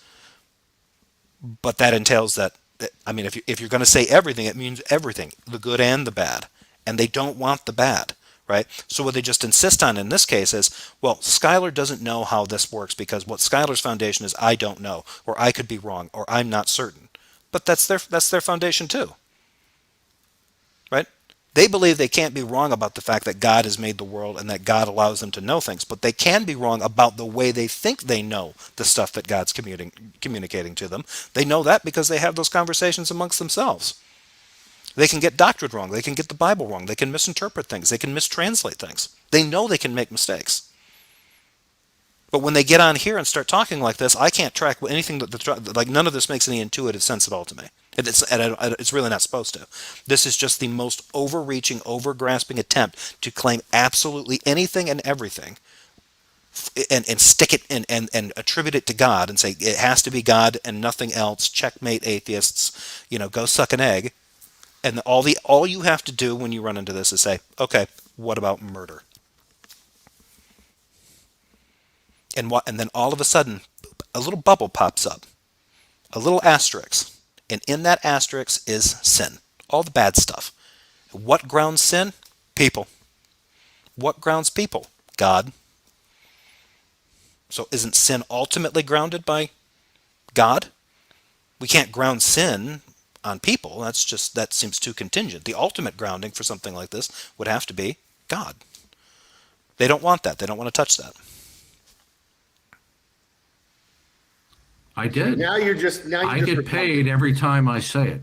Well, you should. Darth, I really don't know why you never did your own channel, because you could have made a fucking fortune with the amount of money you would have made. You're letting Tom Rabbit. I'm amazed. I'm amazed at your prevarication. No, I mean, seriously though, off the record. Well, we're on live, but Tom Rabbit's making all this money off of you. Skylar Fiction is a channel. classic case of trans teenagers. So, Darth, I'm not making fun of you. I'm actually giving you a positive. Yeah, I'm go ahead. telling you something positive that you could have done. So, Darth, you're actually very philosophically Illiterate. yeah, I would say one of the best, or I'm sorry, biblically, you're very biblically inclined. Can we have a biblical discussion? Biblically inclined, but probably not all that biblically accurate. Or even all that knowledgeable. This is a guy who's going to start telling Skylar Fiction about the closed wombs in Genesis 6, which doesn't exist. It's the opposite of that. discussion on something? Because I think that would go down with Skylar. Well, we are having a biblical discussion Yeah, because the exactly. question is derived from the revelation in the Bible. So hold That on, let me God just pose. represents Hold on, himself. Darth. Hold on. Let me just pose a question with the flood. So Some praise, even praise, after many, many minutes of this, now praise is taking control and wrestling this away because this is what Darth wants to do. Like, no, no, no, you don't understand. This goofy, counterintuitive, craptastic argument that Cornelius Van Til whipped up probably during a string of fever dreams is actually biblical, right? It's if you really think about it, you can read between the lines as you read from Genesis to Revelation, and you'll see the presuppositional apologetic or the transcendental argument for God or any of this kind of stuff plugged right in there. Like, yeah, and you'll also see all the things that contradict those arguments. Those will also be there, right? I mean, this has been a problem for Christians for a long time. Like, you know what one of the properties of God is? His immutability. Cool. When I read Exodus, there's a part where God has an argument with Moses because God's willing to abandon the Israelites because while they were up on top of Mount Sinai, and he's working with Moses to bang out the screenplay that will be the Ten Commandments and eventually the law of the Israelites decide that they're lonely, and the thing that will make them less lonely is getting drunk and making a golden calf that they can worship, which is bonkers, right? But they do this. And apparently, God, in his omnipotence and his omniscience, doesn't realize this is going on down below, right? Well, he does eventually. He like clues in Moses, by the way, while we've been up here slaving away on these drafts, the Israelites are getting up to no good. So Moses goes walking down there and gets pissed off. God gets even more pissed off. And he's like, I'm done with them. I'm writing them off. I will start this again with a new group of people. And Moses is like, no. Moses talks God into the sunk cost fallacy. You've come too far with this particular group. Don't give up on them. Let's keep going. Moses, and God changes his mind. So yes, any Christian can come up to you and say, you know what one of the properties of God is? His omniscience. There's stories in the Bible that contradict that. His immutability. No, he's not immutable. And the covenant relationship on a broader theological scale shows that God's not immutable. His relationship with Adam and Eve is different than his relationship with Abraham, is different with his relationship with Moses, and is different with absolutely everyone else following the death and resurrection of Jesus Christ. But God's immutable. Nope. Wrong. But Praise wants to get into something juicy. This to me is like Praise. He's trying to throw some red meat out there. He wants to talk about the flood. with the babies, like you mentioned that maybe God closed the wombs. Can you explain? Can you go into that a little bit?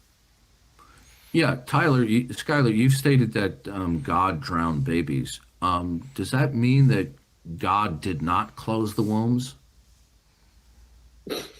So before, I don't know if Skylar is aware of this argument. But this has been brought up. I've done video reviews on it to refresh people's memories. So when this has been brought up before in the past, and people are like, "Well, wait, he killed a bunch of babies in Genesis, when he floods the earth during the Noah flood, right?" And Darth's apologetic for this is like, "Well, hang on here. Does it not say in the Bible that God opens and closes the womb?" Yeah, it does. It says that's in another book of the Old Testament.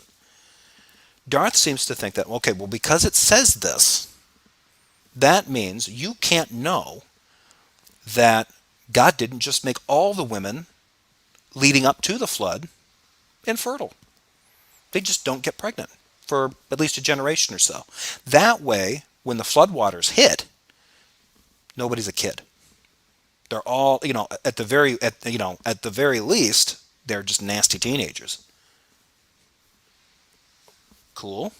Okay, so first of all, you'd have to wonder why would God do that? Why would it really make much of a difference, right? Like, I'm going to make all of humankind barren for 20 or 30 years before I flood them. That way, no one can accuse me later of drowning kids. When you read Genesis chapter 6, it specifically states that people are breeding quite well. They're spreading all over the place. And they're breeding with some things they're not supposed to be, right? This is the whole Nephilim bit, right? So everything that they're doing is repellent to the eyes of God, and they're becoming numerous. And thus, the flood story. It's built right into the narrative. part of his motivation isn't that, oh, well, what? And the other thing that Darth can't figure out is that if he just closes the wombs, he doesn't need a flood. He could just tell them, here's how things are going to work. They can't have babies anymore, but Noah can. Whisk Noah off and drop him on top of a mountain where they start the new covenant and watch while everyone else just grows old and dies. But no, he floods them after making them barren. So that's the context here, and this is what he's going to try to bring up to Skylar. This is in blatant disregard for how Genesis chapter 6 reads. The message in it is based on the fact that humans are evil and reproducing. So clearly, no womb stoppage has happened. Well, I don't know where you're getting this close the wombs thing from. You have scripture for it? Well, the Bible Yes. says God opens the womb and closes the womb. From the time God instructed Noah to build the ark until its completion was about 100 years. In order for your position to even attempt to get off the ground, you're going to have to establish the presupposition that there were babies. That presupposes that the ongoing giving birth was facilitated by God. The Bible says This is an argument from silence. So because the Bible doesn't, but the Bible, like, why would you make this assumption? The Bible isn't talking about the active birth of other kids. So are we to assume that unless the Bible mentions in its books that childbearing is actively happening, we should assume that it's not? No one would assume this. And this is a completely dishonest approach to this, right? Like, oh, you need to establish the presupposition. It's established in Genesis 6 at the beginning. It's biblically established. The Bible has revealed to us, Darth, that humans were doing evil all the time. And they were reproducing, they were becoming numerous. The worst thing that you can get out of a creation. It becomes belligerent and numerous. And so, thus the necessity of the flood. At no point in the narrative, so for 100 years, no one gives birth to a kid, and no one raises an issue with this. This doesn't become an issue with the story. This is completely and totally an argument from silence, and the implications of it are so gobsmackingly stupid. It's so obviously problematic that I'm stunned that he continues to lean into this. This is a guy that doesn't understand not only critical thinking, but just basic narrative. If a God can stop the wombs, he doesn't need to flood them. He can just let people age out and go extinct. Because also established in Genesis chapter 6, if he tries to say, well, here's the problem, though, they can live forever. Nope. Beginning at chapter 6, also, before he decides he needs to snuff people out, he limits their lifespan to 120 years. So he puts a clock on them. Done and done. So if he can put a clock on them and have them terminated 120 years and close the wombs, why not just do that? Why the flood? as God opens and then closes the womb. So is it your What view scripture is that that? God kept the wombs open? Genesis. I'll get it. For Yeah, you. get it for me because I want to see the Yeah. context what he's talking about. Yeah. Do Yeah. you believe that God did not shut the womb of women during that period up until the time of from the inception of the command to build the ark until the flood? I have no reason to believe that yet. Did no. God allow the wombs to remain open or closed? Well, okay, now don't interrupt me. The beginning of chapter 6 indicates that we're breeding all the time. I mean, it's not. I mean, that's the problem. There's lots. I mean, you can go and read chapter 6, leading up to the point where he starts getting into and here comes Noah, the one that God doesn't hate. I thought it was funny that I think, and by the way, welcome Skylar. Thanks for showing up. Good to see you. I think Terry Testes by Fire was saying something like, well, they were doing evil all the time, Jefferson. It was evil all the time. Sure it was. Sure it was, brother. It was. I'm sure Genesis wasn't inaccurate about that. Every single person, except for Noah, was doing evil all the time. That's all they thought about. That's all they worked on. That's all and every day it was like, I mean, it was just like, imagine the worst villains in all of the Mad Max movies, and that was the entire population of the early Earth, you know. And Noah had to live amongst these a-holes, and then God decides, all right, they're only going to live to be 120 years old, and I'm going to make them barren. just long enough for Noah over here to finish this big boat, this big ass yacht. And once he gets this yacht done, he's going to jump on that with some animals, and then I'm going to flood these idiots out. And once they're dead, like they're already going to be dying off. The population is going to be shrinking dramatically if they can't have kids for 100 years or more. This is such a stupid argument from Darth. I cannot believe he's still like clinging to this. Like, oh, I got an argument for that smart guy. You want to accuse my God of snuffing babies in the bathtub? Ha ha! He just makes everybody sterile. How's that? Yeah, he's awesome. You're right. I take it back. He's the coolest ever. Nice. The only problem is you just have to lie about Genesis chapter 6 in order to get there, Darth. Way to misrepresent the Bible. Right? Don't Yeah, interrupt go me. ahead. Good, Skylar. Yeah. Okay. So, first of all, I have no reason to believe that. One, because I haven't seen scripture yet, which I'm willing to read. Two, I can see Your other microphone scripture. quality.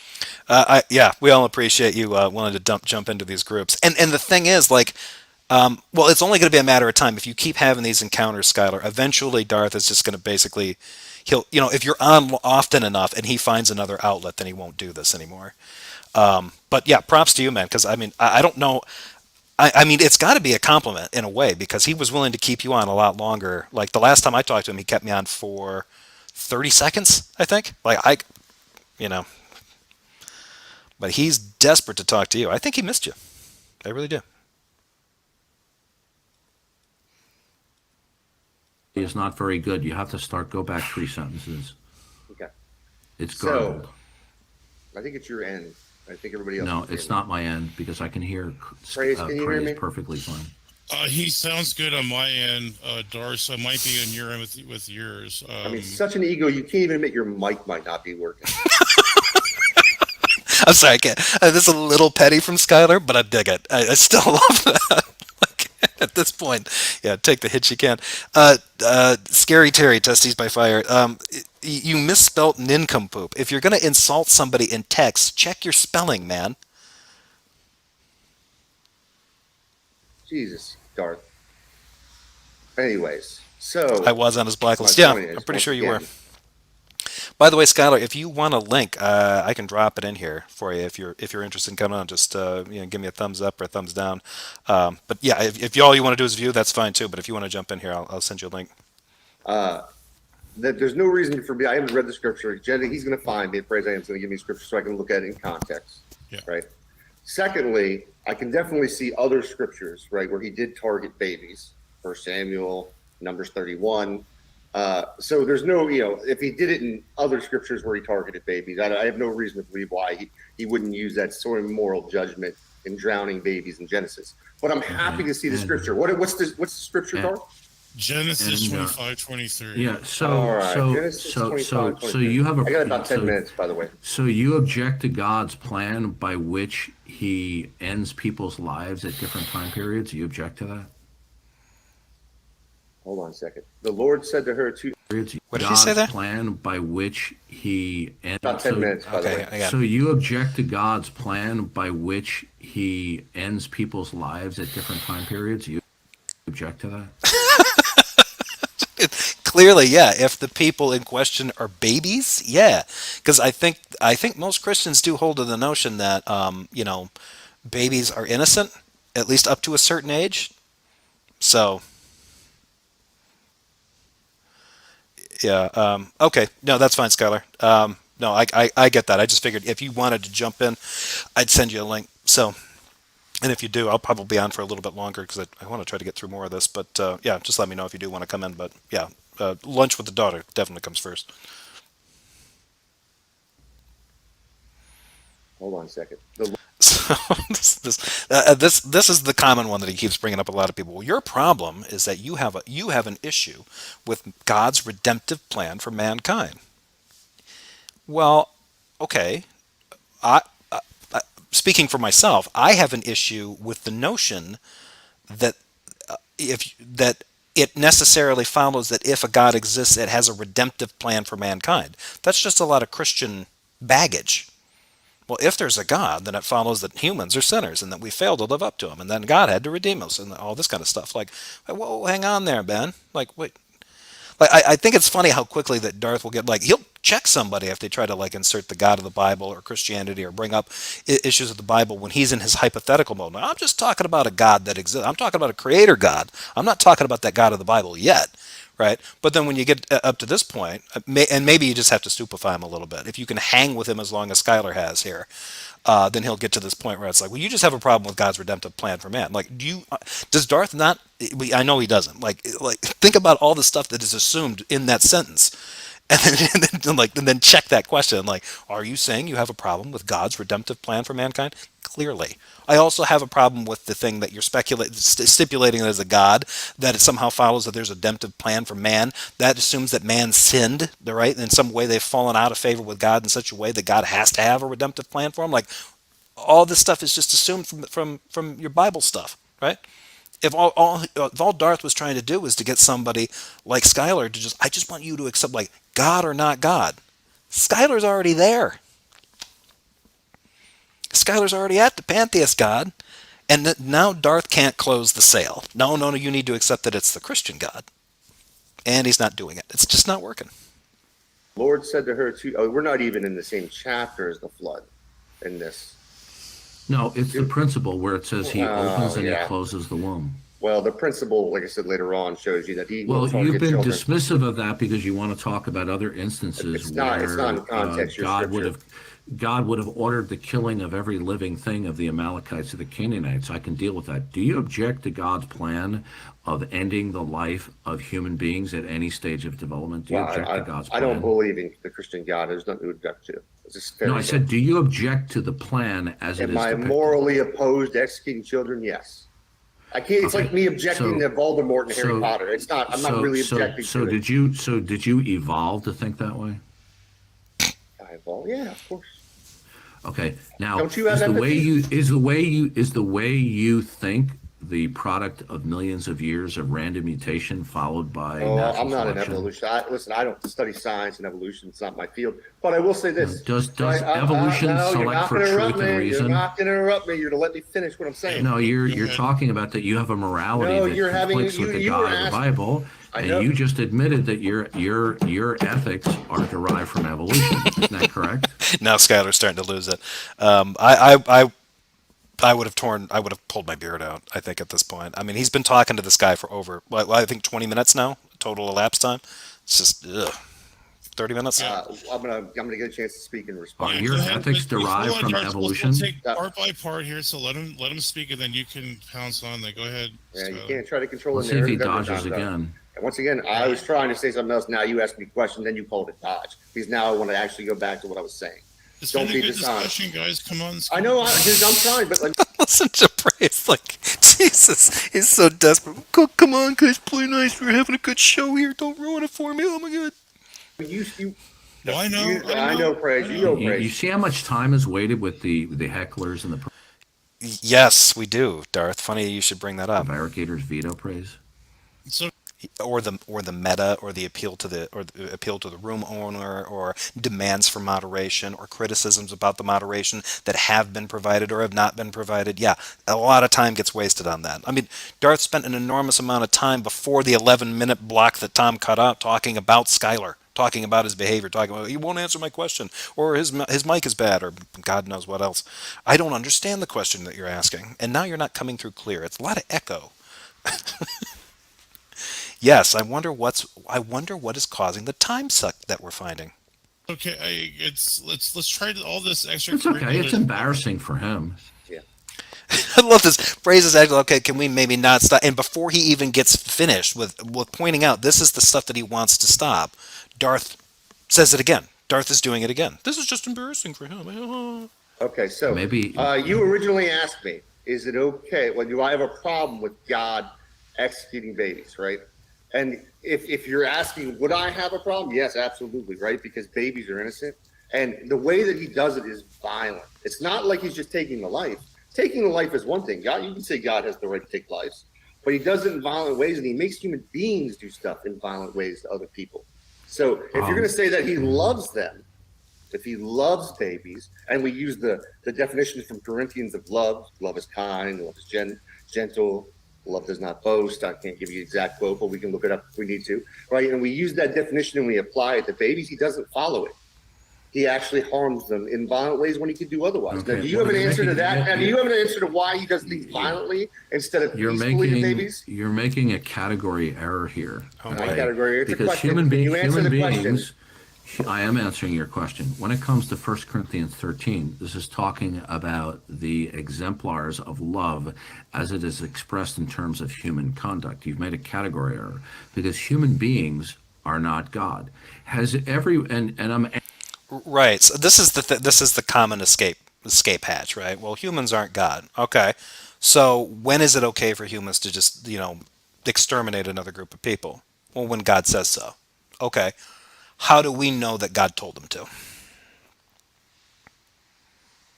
You're a Christian, right? And you're sitting in a group, and you got this other group over there, let's say they're another group of Christians. We'll say that, and they've decided, you know what? God, Old Testament styles, has called upon us to kill a congregation of whomever over there.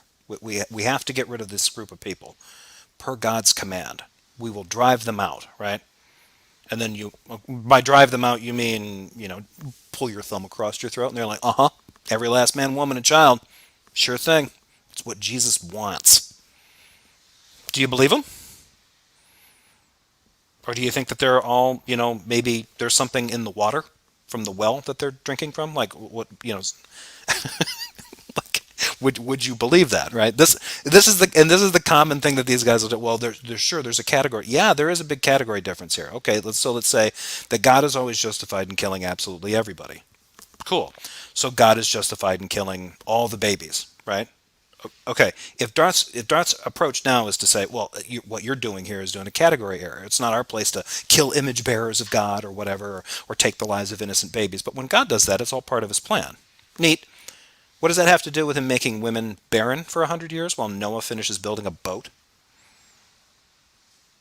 If Skylar now is committing this category error, and Darth now just wants to appeal to this, well, God is good by virtue of everything that he does, so there's nothing that he's doing that's bad. So just because you are uncomfortable with this idea that babies are getting drowned, well, just, suck it up and cope, skeptic.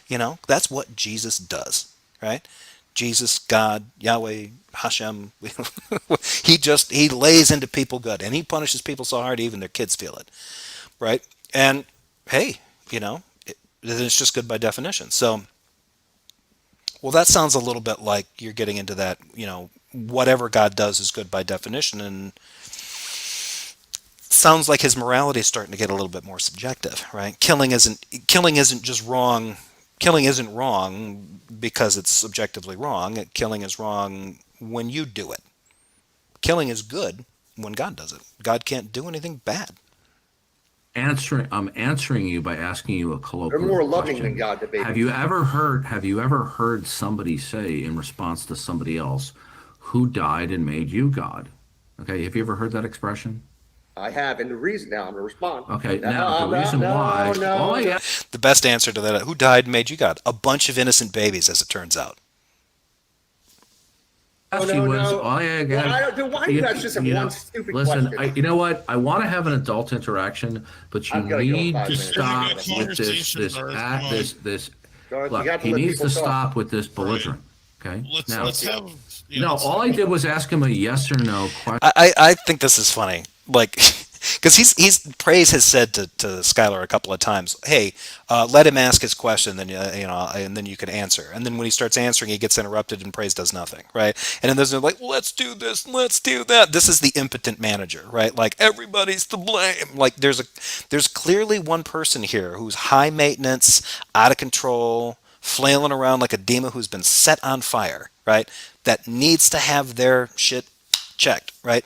And that is not happening. It's not happening. And like, other than him, well, no, everybody play nice. That's not going to work on Darth, right? He doesn't care about playing nice, and he doesn't care about Praise making mooing noises in the background, right? Like, his idea of moderation is that Praise drops the hammer on his opponents. That's Praise's job. Anything else, Praise can jump in front of traffic as far as Darth is concerned. So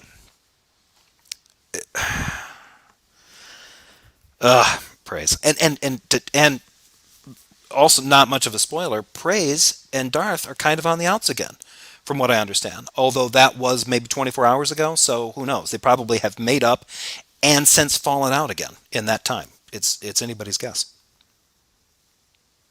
Question. I'm Okay? going to respond now. Now- you don't get to He's just gonna Now, respond. the point is this. I'm going to is respond to God it. is not a monolith of love, but God is also characteristically righteous and just. Your real issue is this, is that you don't agree with the plan of creation and redemption as depicted in the Bible. Neither do you. Neither does Darth Dawkins, right? Like Darth, if you're watching this, you don't agree with it either, because there seems to be some disagreement. Did God flood the world while babies were in it, or did He stop the womb so that when He flooded the world, it was only adults that got taken, right? Because that changes things, right? I don't know. For somebody who's just going to say that God is just always good whenever, it doesn't change anything for them. But that was the argument that he was trying to present to Skylar before. So is that just a variation on a plan that you'd also be comfortable with? Like, oh God, if you wanted to do that too, that'd also be awesome, right? But yeah, sure. I mean, if you think every last baby, born and unborn, just needs to snuff it, I mean, your will be done. Darth. Because it conflicts with your plan. Isn't that correct? So, Hey, okay, good, so what you're saying now by asking me is like what you agree with is it is righteous to hurt little babies in violent ways instead of doing it peacefully, because God is righteous and He is perfect. And yes, I do disagree with it, right? Because I have empathy and I don't believe hurting babies when you could do something peacefully is the right thing to do. I'm not done. I'm not done. I don't care. I'm not done. I'm not done. And if Can you repeat to me the question I asked you? if you disagree with me, you can disagree with me. But apparently you do. You do disagree that because I have empathy and I don't want babies to be harmed in violent ways, you do. You say that it's okay for God to morally do it. He's righteous. It makes Him able to do it. He does it the right thing. And I asked you to justify why it would be moral to do things in a harmful way versus a peaceful way, and you didn't answer the question. So will you answer the question? Will you answer the question? Well, okay. Why is it justified? In order to answer the question, I'm not going to keep doing this praise. You get mad when I do the same thing that you do to me. Yeah, exactly. Yep, he does. This is the same kind of thing. Like, okay, I'm going to ask you this question. I'm going to hold you to it. I want a clear, concise, circumspect response. Or wait, no, I'm sorry. I asked a clear, concise, circumspect question, and I expect a direct response. I expect an answer. Not this prevaricating and dodging and ducking. I mean, turnabout's fair play, right? But I think this is probably where things are going to blow up. I'm not going to keep You doing get mad this when with this I do clown the show. same thing to you that Yeah. Okay, so I was hoping somebody would ask this question because this reminded me of something. So I wonder what Dee Dee thinks happens to the souls of the unborn who are aborted. If God sends them to hell, that's a dick move. If He accepts them into heaven, then aborting them did them a favor. Yeah. I don't know if he's ever really seriously engaged with anyone who's brought that up. But I remember hearing from him one time say, when somebody posed the question, do you think that when the souls of the babies that died in the flood, and this was before he started rolling out the whole closed womb thing, do you think that they went to heaven or they go to hell? And his answer was that he didn't know, but I'm pretty sure his answer was it wouldn't bother him either way. If they go to heaven, that's God's call. If they go to hell, that's also God's call. He's obviously righteous. He's perfect. So whatever he does is by definition good and righteous. So, it's cool with him. However, I brought this up in the last video because when he was talking to Mike Fall in that flashback video I did, this was 3 years ago, granted. So maybe he's adjusted some things because clearly this closed womb thing and only adults got drowned during the Noah flood. That's relatively recent. He says that he believes in a notion of innate grace. And he gives this explanation specifically when Mike Fall asks him about his idea of special grace or special revelation. He says innate revelation, right? So There's general revelation, innate revelation, and special revelation, per Darth Dawkins. Granted, it's 3 years ago. But innate revelation is once a person reaches a certain level of neurological maturity or neurological development, then essentially they become aware, I think by virtue of their conscience coming online, of God, and they can either accept God or they can attempt to deny the existence of that God. They only get those two choices. That's the way things are going to work. And everybody gets this innate revelation. Absolutely everyone. So it stands to reason, like to me, if that was actually Darth's serious claim, that seems a little bit idiosyncratic as far as theology goes. But it sounds like to me that if he believes that, then any baby that died before the neurological development to become aware of God would have to go to heaven. It wouldn't make sense for them to go to hell because they haven't reached a level where they can actually become that innate revelation is something that they're now aware of, and they're in a position where they can choose which way they're going to go. That's what he believes how it works. And he said that he didn't have a unique experience. He believes that's his experience in terms of salvation, and that's universal. That applies to everybody. So I don't know why he's been inconsistent in the past, talking about, well, if God sends him to hell or God sends him to heaven, it makes no never mind to me. Well, it should, because his whole theology was based on this idea that you have innate revelation, but you can only really wrestle with it when you hit a certain point in physical development. So if he was consistent about that, all he has to tell Skylar here is like, yes, babies did die. I mean, according to the story, it sounds like families would have died and babies would have died, but the babies were innocent. Their souls would have gone to heaven, right? But he knows what's coming next because he knows the other topics that Skylar will get into, and he doesn't want to deal with the implications of what that means. Because he knows where those arguments will start to go. Well, babies, and essentially what Nick brought up.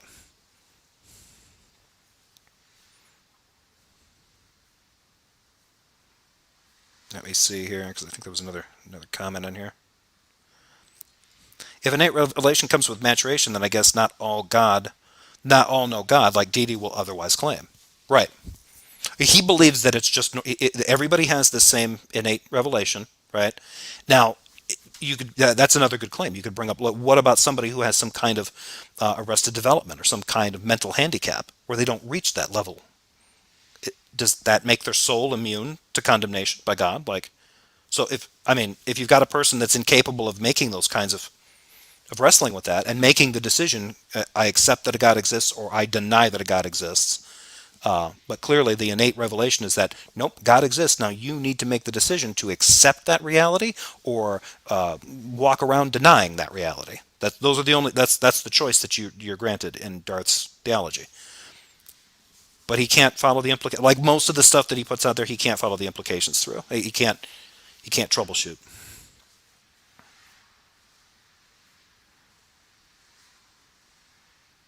You see, this is the same crap that he did from years ago. I'm going to mute both of you. Yeah. Praise, I got to run, man. Yeah. I'm sorry. I got to go bring my kids to school. What the same clown, the clown show. I give the guy the benefit of the doubt. He acts like a complete clown on Clubhouse, and he does it again here today. What a train wreck of a human being. I thought it was a decent discussion. You guys got past. No, it wasn't a decent discussion because he was throwing out the prevaricator's veto. Hey, Praise. He's constantly prevaricating the cogent questions that I ask him. Some of his questions are not cogent. Doesn't cogent mean that it entails some kind of reasonability or rationality? There might be something like that in there, so they might hit the bare minimum of being cogent definition. But some of those questions are not great questions. Like, is it true that how you establish what you claim to know and not know is based on I don't know? Like, I think that was how he worded it too. Like, okay, you want to make that question a little bit more awkward, Darth? He's throwing out the veto there. Okay, he has something to say before he has to go. Yeah, good Lord. Hey, Praise, thank you for inviting me on the channel and having a good discussion. Anytime, if you just want to, maybe just you and I talk or something on my channel, or you want me to come on and talk to somebody on your channel, just message me, man. I don't know. Are you on Twitter? Not allowed. Really, but I can though. If you, We have each other's emails, so we can get in contact with everything. Yeah. Thank you so much for trying to moderate this and being cool about it and trying to have a good dialogue. Yeah, that's okay. I got what I wanted to get accomplished, so thank you so much, Skylar, and thank you for hanging in there, man. You could have left. So. That was a lie, right? Like, I got done what I wanted to get accomplished. No, you didn't. Like, I'm pretty sure praise comes into these things with like no plan. So, like, what did you want to accomplish other than watching two people have a heated conversation? Like, you got that, right? Like, but it could have been over in a fraction of the time, and it would have accomplished, I think, what praise is now saying it accomplished. But if he thinks he like somehow wrangled Darth, he didn't. I appreciate that. No, I mean, listen, this is probably what Darth. I mean, Darth, that's probably the longest conversation him and I have had, and I know. like, hey, Beckel, what's going on, bro? And it was a train wreck for you. I mean, what an embarrassment. Listen, this is what I'm talking. Like, your mic was fuzzy. I want you to. For folks, This is when Darth is really no different than guys like Jesus is Lord or G-Man or Testes by Fire, who's in the chat. It's the same kind of thing, right? Like if you had a conversation and you don't just like drop to your knees and start and open your mouth and start swallowing, then with a big smile on your face too simultaneously, then you won't get. Then what they're going to do is call you out and like, oh, this was so bad for you, bro. You look so bad. You're so weak. Your logic skills are so like. These guys need to knock this crap off, right? I mean, if you didn't catch how immature they were during the course of the conversation, this kind of like, you know, slapping themselves on the back, congratulating themselves for making the other person look stupid, is really desperate. I mean, it's just grade A cringe. I hope you're listening, Testes. I'm talking to you. Like, don't put me in any group. I am unique. Well, then behave better, right? Because I'm just going to sum you up with G-Man and Darth Dawkins and other guys that seek this kind of cope every time they have a conversation with people, right? If you don't want to get lumped in with them, try harder, do better. folks out there listening, right? Look at how the two people, the one person who doesn't believe in the Christian God, and how Darth responds. Darth responds with personal attacks, keeps talking trash. I'm praising praise for being a good person, trying to do my the right attacks are on your bad conduct here. Yeah. Are they? Yeah, that's not the point though. Like, Skylar's making the point, like, look, I'm thanking the host of the room and taking an opportunity to say, thanks for letting me on, thanks for letting us have a chat, thanks for moderating. It is Praise's channel after all. And Darth's thing is to immediately lash out, and Skylar like, no, hang on, I'm not in the wrong here. I was calling out your bad behavior because it needs calling out. Like, okay, cool, you were doing that throughout the entire conversation. Are you going to say anything? Are you going to say thanks to Praise? Are you going to do anything kind of like the signals just completely are missed on this guy? Like, he has no social graces. I mean, if he acts like this in real life, I mean, it's got to be like a bull in a china shop, to use the old cliche. Hey, Veckel, what's going on, bro? How are you, man? Have one Darth, go eat a bag of dicks. Later, man. What a scumbag. Like, I mean, you expected that parting shot to happen. It's practically, I mean, I don't know if you can patent it, but Skylar ought to try. He ought to try to get a trademark on that. Hey, Darth, you dominated that discussion on the philosophy. Look, I don't know why you didn't point out his nonstop prevarication.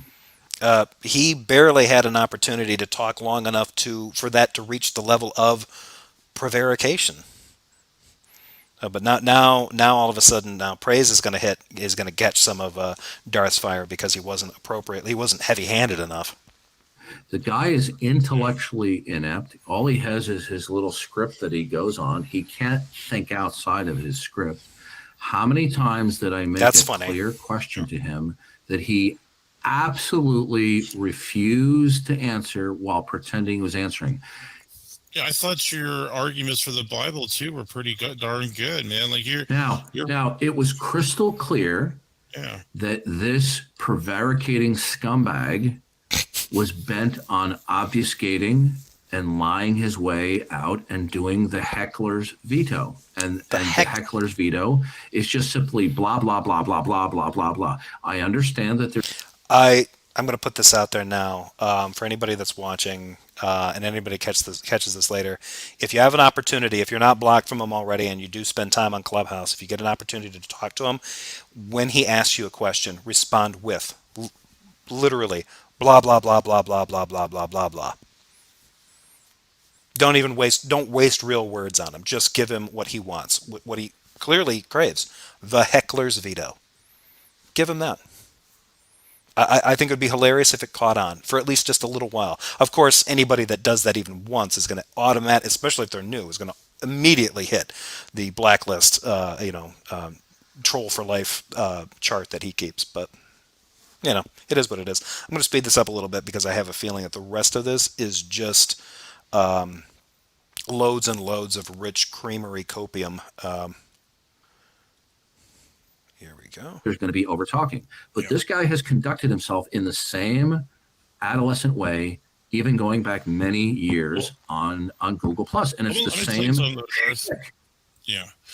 The more charity you give, though, Darth, the more people take notice of your I exercise more charity than I ever have. But there's going to be a limit. There's going to be a limit where I am going to be confrontational when somebody like that little chubby scumbag engages in non-stop obfuscation and prevarication. And it is not uncharitable to be outspoken and call him out for this type of deceptive content. I'm kind of like the little baby burp there. There is a heckler's veto. Yeah, there is a heckler's veto, but I don't think it's just saying blah blah blah to him. That was the example that he gave, right? I mean, that was weird. I asked him a direct question. You claim you can predicate without reference to God. Now, you'll notice that when I asked him what his metaphysical primary, that his predications derive and depend upon, he said it's his mind. Oh, no. You'll notice. How many times has Darth said this exact sentence? I mean, word for word. Just replace, and then just replace out like that exact thing, word for word. And then all the other times he said it, just swap out mine for whatever alternative the person gave him. Like oh my God. Now, either he's completely incompetent or he has to realize that is a hopelessly lame answer because his mind isn't the metaphysical basis from which all truth derives. Can I give a recommendation maybe? Thanks, Jail. And welcome to the show. Good to see you. Okay, so Praise is asking for a recommendation for. Yeah, I couldn't find anything on a prevaricator's veto. Yeah, I've heard of the heckler's veto before, but it's not what Darth is described. There's a little bit more to a heckler's veto. It's actually, let me pull it up here real quick. Let me see here. He runs out of breath going down the stairs. In the U.S., a heckler's veto is a situation in which a party who disagrees with the speaker's message is able to unilaterally trigger events that result in the speaker being silenced. Okay, so think about that. That's what Darth does to people. Because he'll start over talking people, and then people will raise an objection to that, and then it'll get thrown. Then he basically ticks the conversation just over the edge into the meta, and then it prevents anything from really going anywhere. And then he claims that all he did was point out their bad behavior, and any of their protestations that followed that were just examples of the bad behavior that needed to be silenced. So, yeah. A heckler's veto is not somebody just going blah, blah, blah, blah, blah, blah at you. A heckler's veto would require somebody to kick things off to get you silenced, right? Which might be a little bit more like canceling.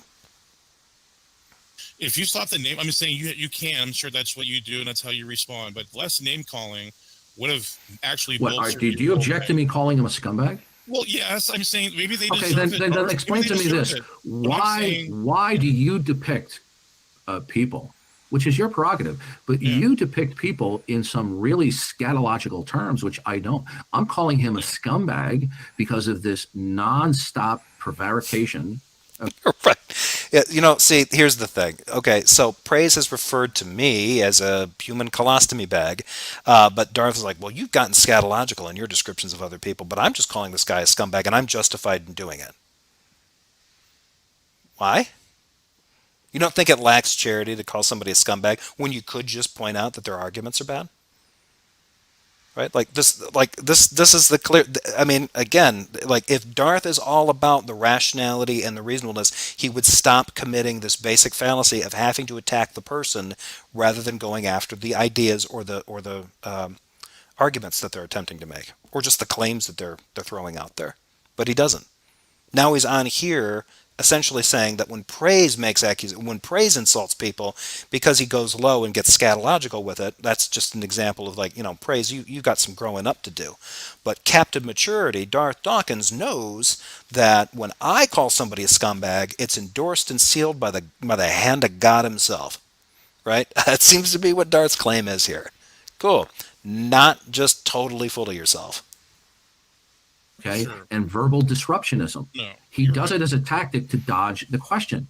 Okay. No, I'm just saying, like, if we can put on the humility of Christ and let's just say they deserve it, but if we show humility, we take a little I bit am of it. showing humility, but Yeah. when a person I am incredibly humble. I'm the most humble person you'll ever meet. I'm great at it.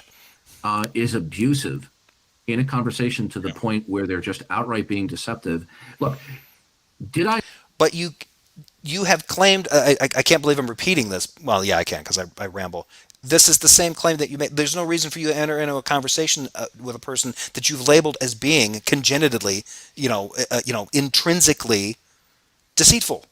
They're a sinner. All sinners, you should be wary of this. All of them do. Every sinner is a scumbag, right? I can't believe that he can't do the math on this. Like, if he was going to be consistent, then he should be blocking and banning anybody that's not a Christian, up to and including certain Christians. not make the question very succinct You did. and You did. clear? And did No, he you not were clear. absolutely refuse to answer the question while pretending that he was answering the question? Was he not gaslighting? I don't think It depends on which portion of the conversation you're talking about. He was avoiding answering your questions at the beginning, but all the questions that you were asking him at the beginning were about him and about his behavior and about your last interaction and didn't you raise your hand and how come you're doing it now and why won't you answer my questions right now? I'm Darth and you will do what I tell you, and if you don't, I'm gonna complain and fancy pants. Like the constant tantrums alone are just make this guy like probably the like a AAA rated lolscow in this on this side of the internet. But trying to say like, well, he was just. I love the fact that he goes back and does a blow by blow kind of commentary as if these guys were in a debate. Right, like it's in some point in his mind, they like. I wonder if like when he reflects back on these conversations, he's William Lane Craig, and everybody else is whoever William Lane Craig, rhetorically demolished in an actual formal hosted debate in real life. That's what's going on in there. And like you'll notice that here they committed a fatal error here, and this is where Dart's big brain would just stood up and slapped the taste out of their mouth. Like, come on, man, you've got to do, you got to try harder than that. Like this wasn't just a kind of. This started off with a petty, grasping conversation on Praise's channel, which at the time probably had at most a couple dozen viewers watching it. Maybe more when they realized, when Skylar followers, figured out, hey, Skylar's on Praise's channel, and guess who just showed up? That idiot Darth Dawkins. And yeah, now I'm not insulting you. I'm not saying that you're an idiot. I'm just saying you are known as that idiot Darth Dawkins, just in case you watch the star. he's equipped to But you're an idiot. be honest. I think he was doing his best, but I would say that the more love you show to people that don't deserve it, it's the love to the people that don't deserve it. But that praise, make you look. what you call love, what I call love is not calling them out for the chronic Sure, no, I'm not saying gaslighting. that. I'm not. That's not what I say. Love. I just mean the Well, name listen, calling and things like that. when Jesus publicly indicted the religious leaders, Oh God, this cope, right? Well, when Jesus yelled at the Pharisees, like, so you're comparing yourself to Jesus. Mark Reed asked, what do you think of Skylar's comment about him being able to make a fortune on his own channel? Why do you think Darth has no interest in it? Because he tried. By my understanding, Darth, under maybe once or twice. I don't know how many times he attempted it. Did have a YouTube channel, and I believe it was.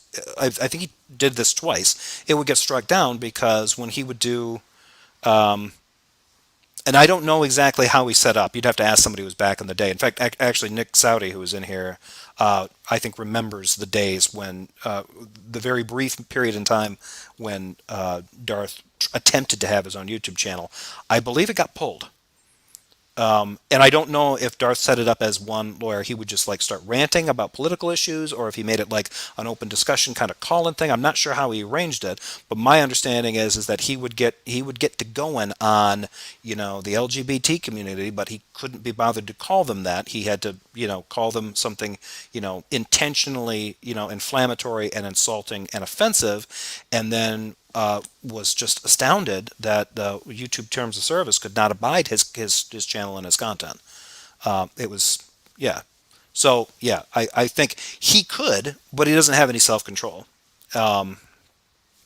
I also kind of question if he has the ability to really jump to host them on his own.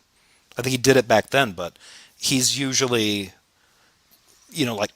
Clubhouse is easy to use, and some of these other things he just clicks on a StreamYard link or whatever they're using and slides in, and then and then demands. Oh, well, I know he knows how to use some of it because he's been given mods and stuff before, so he's a little familiar with it. But yeah, I don't know. I know he doesn't have any interest in host. Where he could thrive would be having his own. Well, no, he can't because of the way he runs it. If he had his own Discord server, he might be able to get away with some of his crazier crap. Because I mean, you got to remember the stuff that we get on here is relatively tame. Some of the stuff that he got into years ago, especially when he was in the lurking in the pit of Discord servers, some of the ones that he was on there, those ones are horrible. They are nasty. And this guy gets. I mean, Tom Rabbit's got videos on him. Him playing the like his content covering trans people is an abomination, right? He won't make it on YouTube. He can't make money. He would never get monetized. And if he tried to like calm it down and just deal with like some of the religious stuff, he can't do that either because part of his pride is in calling out all the disgusting, degenerate, sinful liars that need to be punished by his hand per God's authority. So yeah, lost cause. He can't do it. Pharisees and the Sadducees, who claimed that they were in pursuant to the truth that was revealed by God, he publicly called them out for the liars that they were. Okay. Now, I did not out of the gate call him a liar. Okay. Now, No. what I did is once he persistently here tonight or this morning, Yeah. when he persistently was putting on full display that he was deploying the heckler's veto and the prevaricator's veto, once it was persistent and chronic, I was calling him out. That is not showing a lack of grace or a lack of love. It is holding somebody accountable to their egregious, deceptive responses. Now, I'm just giving recommendations to. I'm not He wants scolding to you. claim- Recommending you. Let me just respond by saying that Jesus says, "Love those who spitefully try to use you." I'm not unloving to Tyler. I'm calling him out for his own But just the public fact, malfeasance. But you know what, Skylar? You know what, Darth? I'm actually proud of Wait, you. wait a minute. And you, wait He one obviously second. doesn't understand. And He obviously doesn't understand anything. routinely The vetoer's veto. Skylar, I did send you. I just sent it to you on Twitter, so check there, and hopefully it works. Let me know if it doesn't. But yeah, this again is more of that kind of crap or praises. This is always gonna fall on deaf ears, right? Because Darth is never going to accept that he didn't behave in the best possible way possible because he's Darth. I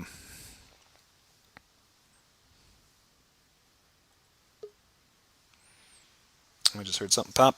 There he is. Yo, my man, how are you, bro?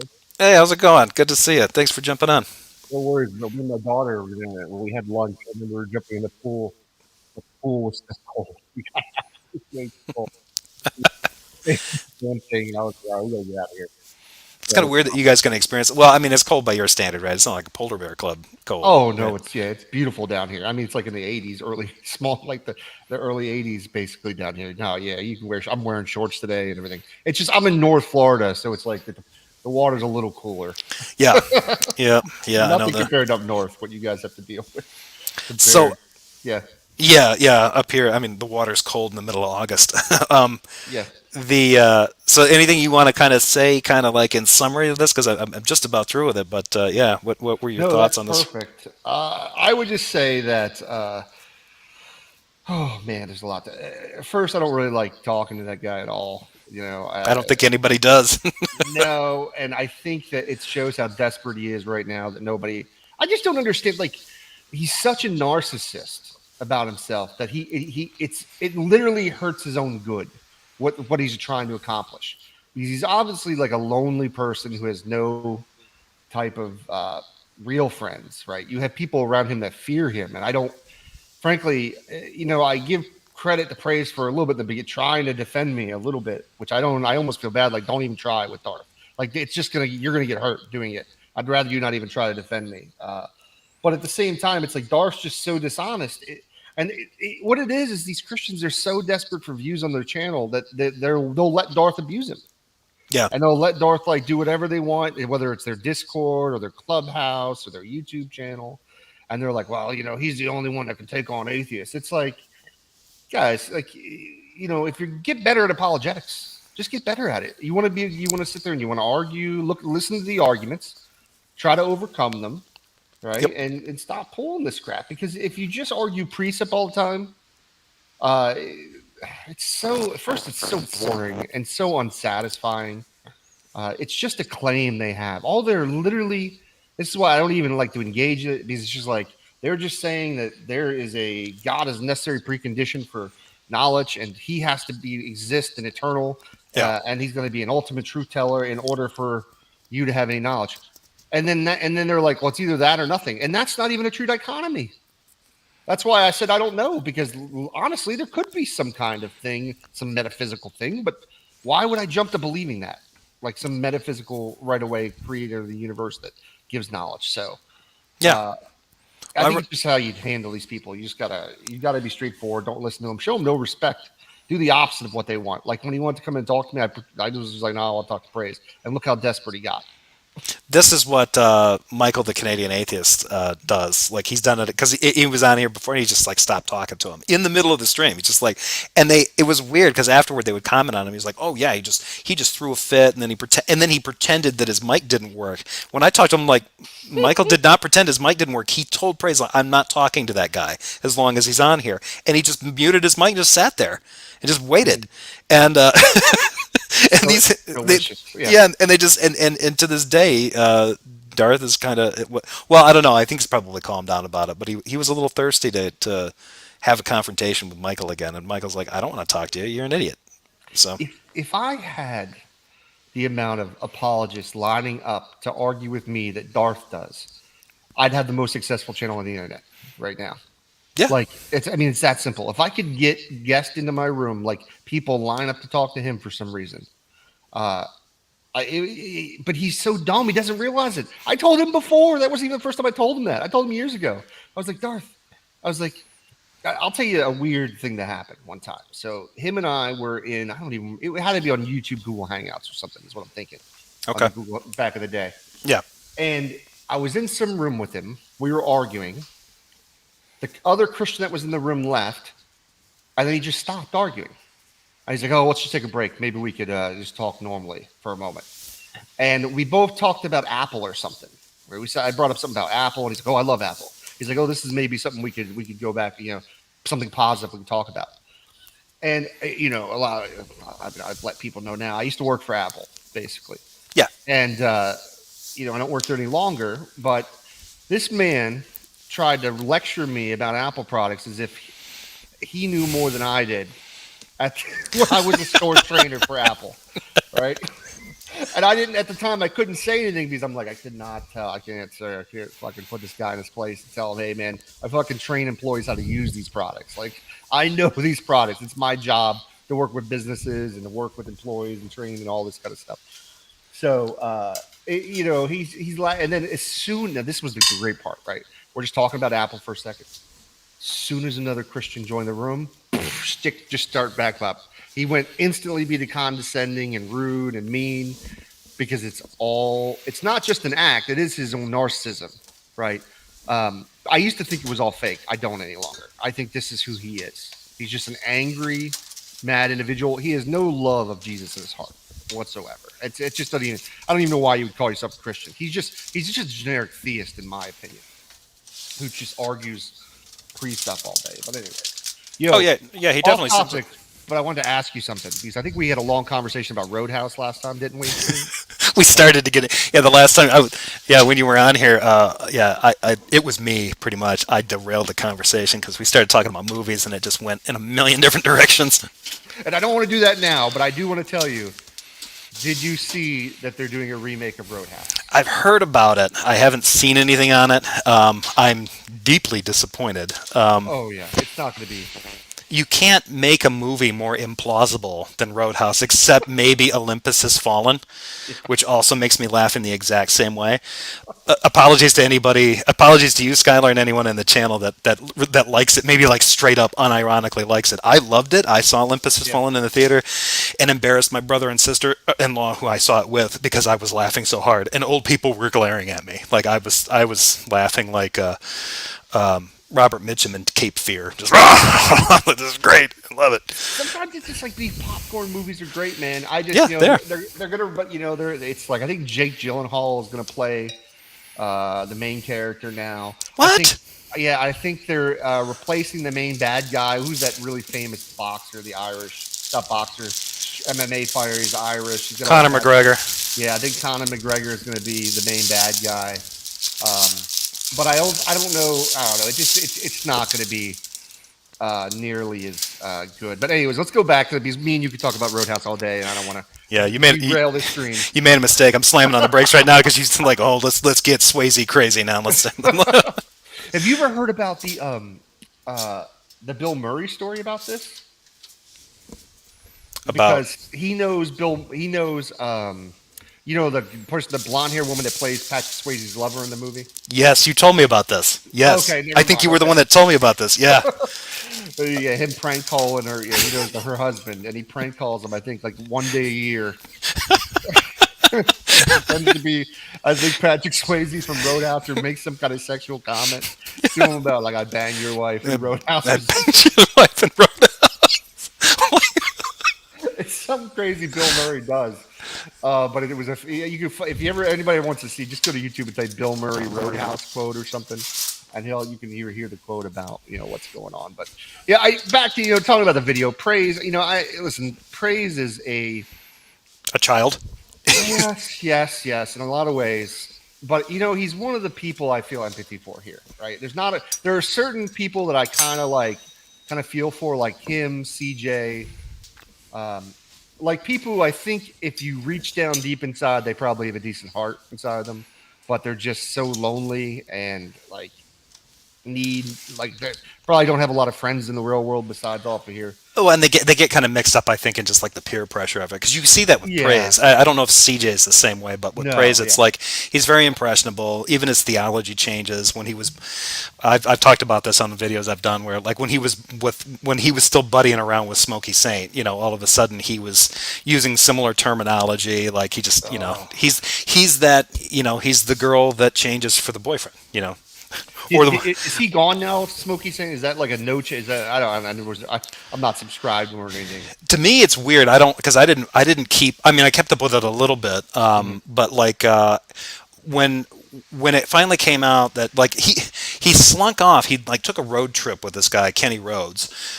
They drove from California. Kenny, oh my God, the chubby, Dr. Kenny Rhodes, the two of them were buddies. Well, Kenny and Smokey drove from the West Coast over to North Carolina, and it's pretty obvious that they drove there for him to go to his like arraignment hearing, right, for things to get settled. So then he popped up on like his real name. I'm not going to say it here, but it popped up on like the sex offender registry in North Carolina. And the way that works in California, where he lives, is that as soon as if you are on a sex offender list in another state, as soon as you cross the border, a plane, car, whatever, back into California, you have so many days that you have to register. And I think he is on the California list now, but like he was driving around they went up to upstate New York and were visiting that one guy, Will, I can't remember what his name is, but he's kind of a troll. Yeah. And so they were just kind of bebopping around. Well, I've seen Kenny Rhodes back, and he's been online. But Skylar, I think, or not Skylar, Smokey, I think, gave his stuff to that Will guy, like handed his channel over to him. Oh, it's so crazy. You know that one dude is charged with something similar. The Muslim guy who used to be on the atheist one of the Yeah. atheist channels.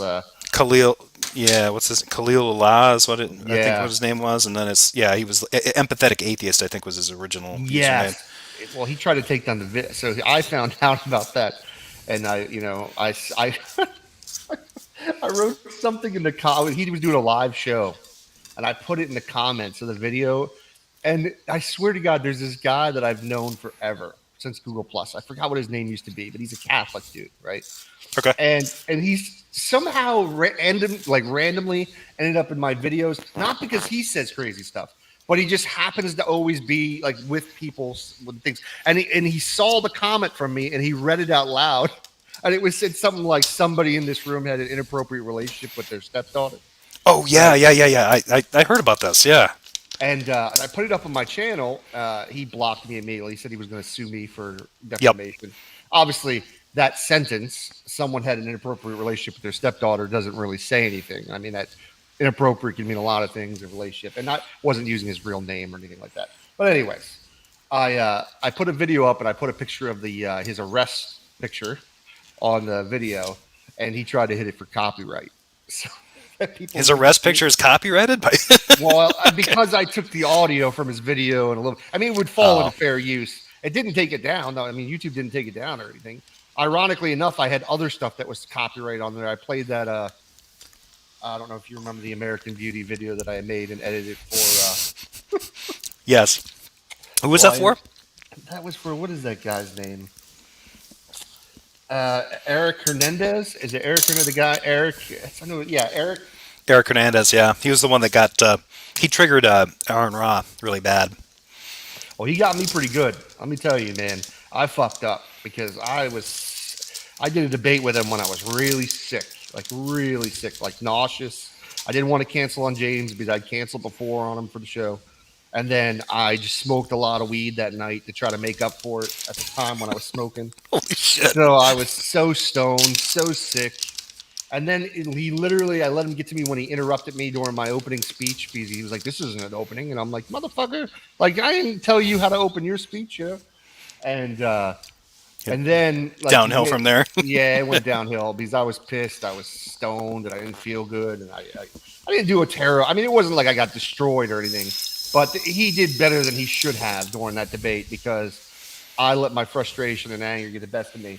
And then he made an actually somewhat funny video about me where he cut videos together of me, like, saying one thing and kind of being over the top like I can be sometimes when I speak. And so I made that American Beauty video, and a lot of people were not happy with me. They thought I was making fun of gay people, and I'm like, I'm not making fun of gay people, guys. If you understand the context of the video, he's not he's not. I had him like I would, anyways, people could watch it one day if you ever want to see it. It's called American Apologetics is what I think I called the video. Right? Oh, wait, no, I heard about that. Yeah, because I saw you do a video where you're kind of explaining why you didn't mean it the way people were taking it or something like that. Yeah, but because what happened was it wasn't even necessary. I mean, listen, the theists tried to make it as if I was some of the theists were like, oh, you're being anti-gay or something, as if they give a fuck. Right. When they limit rights. Right. But it was just to attack my audience would come after me. And then I had people on Twitter that were uber super left that, like, it pisses me off because the whole reason I almost got kicked off of YouTube was fighting fucking bigots who were talking about killing gay people and stuff. Right? Yeah. I've been, in Orlando, I marched in gay pride parades when we had that shooting at Pulse nightclub, which I worked right near. Like, we went and donated our time and worked with the Red Cross and stuff, like all kinds of shit. Yeah. Right? But I make a video, and the point of the video is I took scenes from American Beauty, okay? The music. There's a scene where the guy's masturbating in the shower in the beginning, and I took Eric when he was in the shower from his video, right? And then I put, like, the scene where but it's all, like, you don't really see it. It's just, like it's, it's the narration from American Beauty. Like, here I am. Like, this is the highlight of my day, and he's jerking off in the shower. So Eric looks like he's jerking off in the shower. I shake the video while he's in there.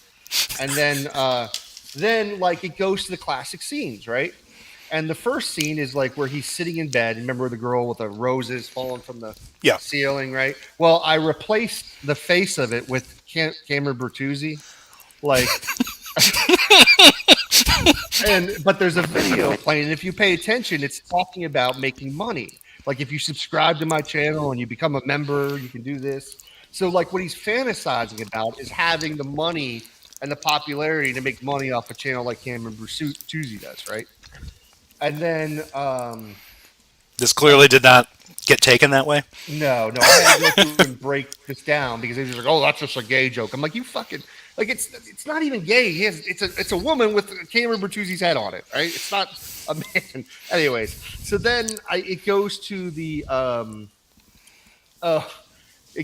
scene where the cheerleaders are cheerleading, and Kevin Spacey's character's in the audience, and he's starting to fantasize about the girl, that blonde hair girl, and she opens up her shirt and all the roses come out. Yeah. Right. Well, of course, I changed her face to Inspiring Philosophy, Michael Jones.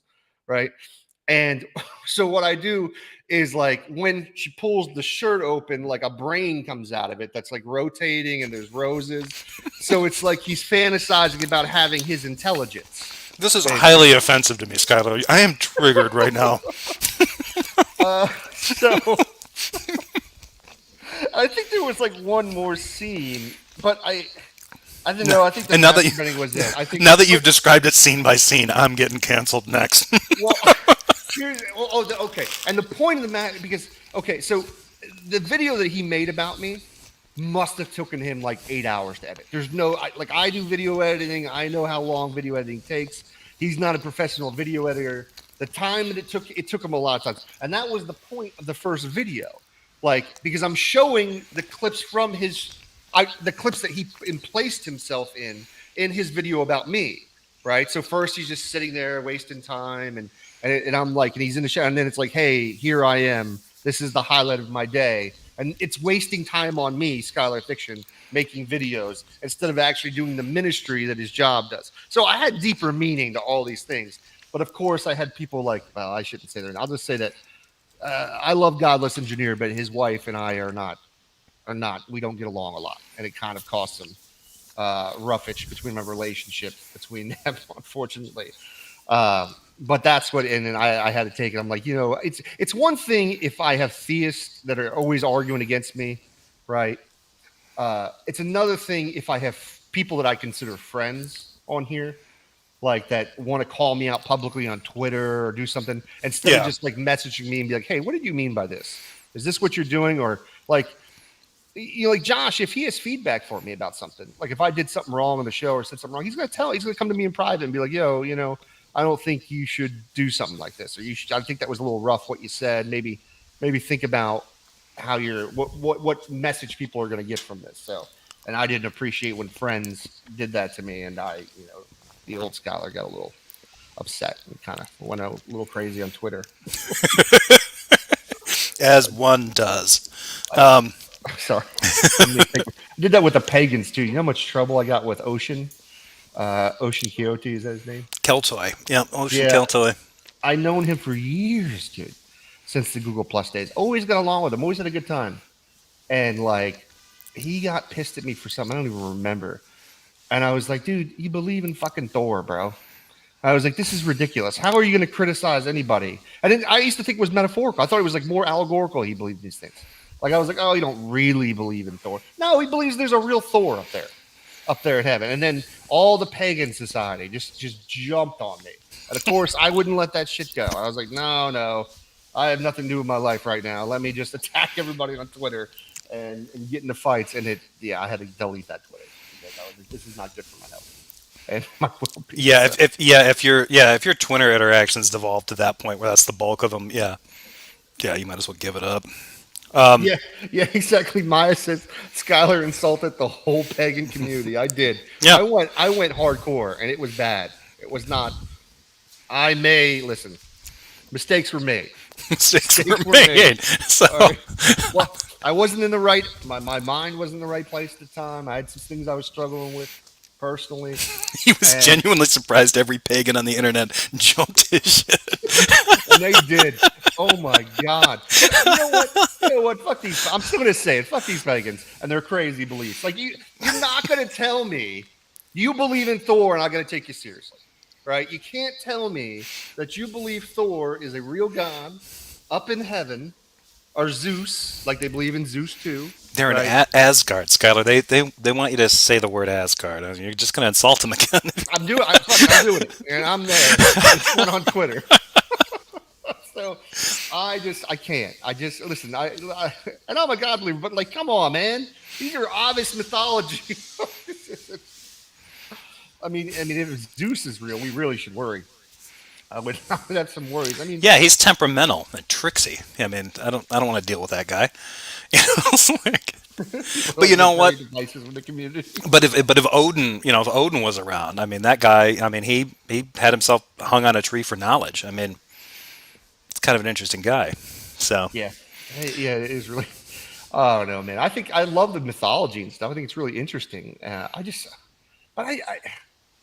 But why would you think it's real? I mean, I don't. Somebody I mean, especially if I hear people that are pagan arguing Thor is real, and then they argue against Christianity or something, like no go, folks. You can't do that. You can't like.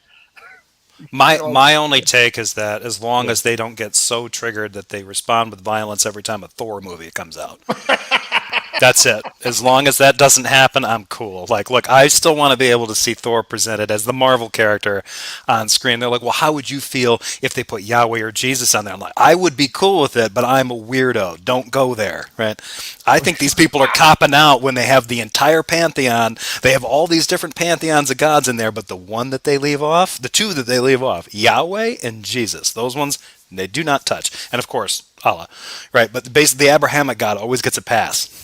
Yes. Well, I was in a thrift store yesterday, and I saw a Passion of the Christ poster, like it was in framed and everything. I was like, I'm not gonna get this. I feel like I could use something. I could use it for something. But It's never too early to start decorating for Easter. Just let me say that. Well, have you ever seen what's the one Jesus movie with William Dafoe in it? That's really good. Last Temptation. I haven't seen it in years, but yeah.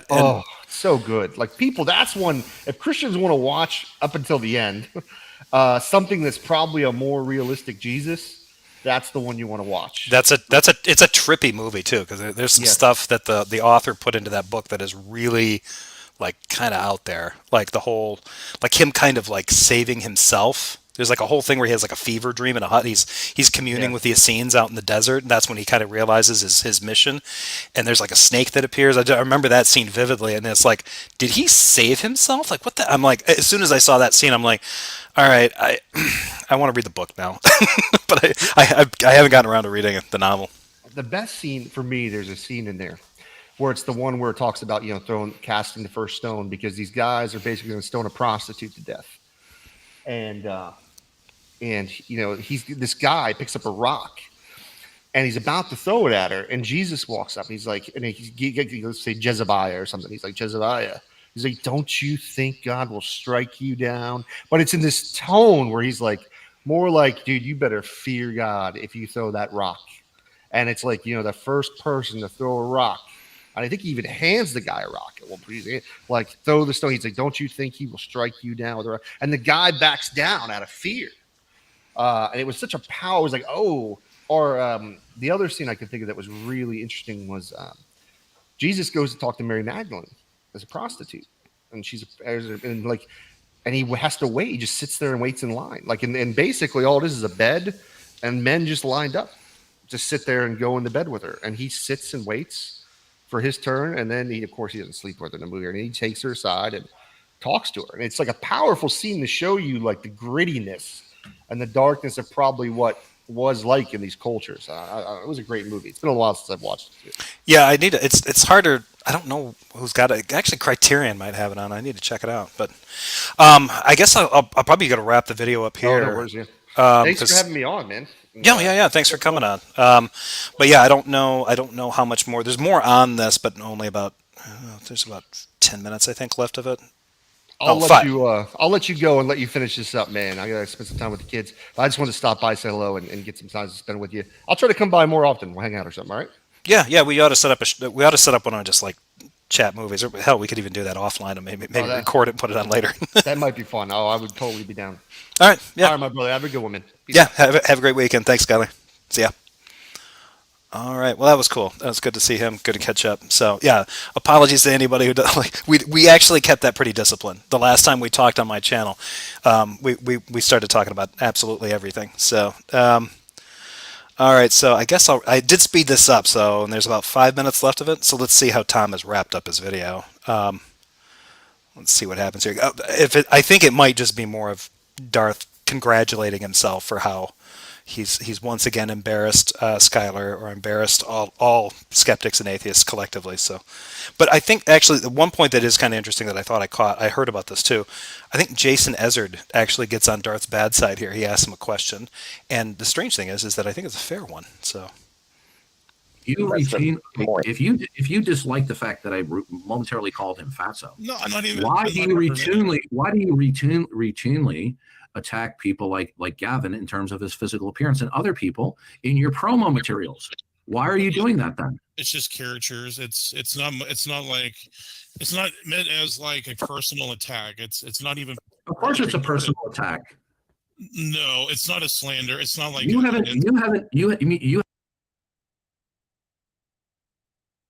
Okay. I found something to agree with Darth about. Color me shocked. haven't depicted in pictorial form those people who are in opposition to you in ways that are humiliating but are not accurate depictions of what they're like, visually. No, that's a fair point. That's a fair point. Okay, is Skylar Fiction in need of Weight Watchers? I don't know. I No, don't sure think looks we- like I that think to me. And so whether or not you like, God, so close. he almost had the moral upper hand there with praise. The point is, why are either of you making it personal? You're supposed to be talking about the ideas. You don't need to make it personal. Stop doing that. Jesus. Way to shoot yourself in the foot there, Darth. when I called him fatso, I can concede to you that maybe I shouldn't have referred to him that way, but the statement is made out of absolute frustration with his I understand, Darth. non-stop gaslighting and deception. He's a fundamentally deceitful, dishonest person. He acted the same way that he has for years on end. And this is why I can talk to him for years. And he does the same thing over and over and over again. He's a fundamentally devious and deceitful person. Well, great. Yeah, I have a question. So, wait, are you just giving a little bit of a criticism to Darth because of this? It's not even that. It's just like an exhortation for Darth. It's not even. Josephus Rivero, are you serious? I listened to Darth take over a Speak English room on Clubhouse earlier. I think he's getting lonely. That's funny if you're joking, because I kind of see him doing it. But if he actually did it, please confirm. I want to know. Even something Okay, I like, got you. Darth, I'm going to hold this against you, and I'm going to come at Right. you. No, it's not even that. I'm not even trying Right. to do that. Well, praise. To be fair, you are one of the masters of creating a lot of memes, No, you're kind of right. ridiculing other people. So You're right about that. yeah. That's true. So I remember the log that's in your own eye. Just saying. I wasn't even saying that was a thing in Darth's eye. It was just something that, maybe that he would think about. I'm just giving him suggestions. That's all. Yeah. For I got a conversation's log game sake, like in a river in my eye. Yeah. for conversation's sake, yeah. I mean, like I said, it's always been my issue that I want to hear what both sides, and that's why I think this was a good, in my opinion, I think it was a decent conversation. But I thought I it just think it was. could have went I got to better. ask you a question, Craze. Sure. Was he not, through the majority of his interaction with me, gaslighting? I think it's because he thought you were being insulting to him, so he acted No, like that. no. Praise, he was gaslighting the whole time. He didn't want to answer the question because he realized either way he answered it, he was going to trip and experience a concrete facial. Flawless, Darth. I mean, as far as your argument, Either way that he answered the question. So you gave him a question that he... Are you admitting, Darth, that you asked him a loaded question? It kind of sounds like that's what Darth's doing here.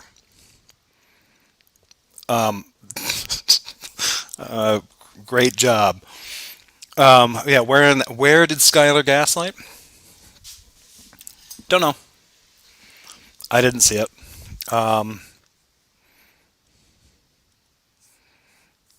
And actually, somebody came back on that.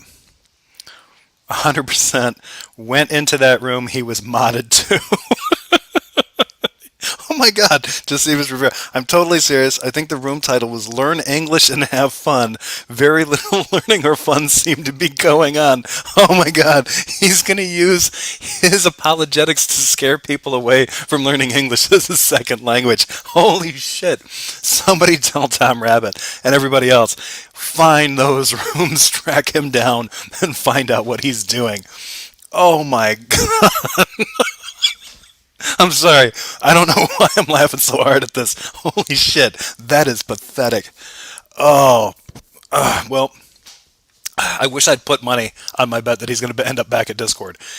He's destined for it now.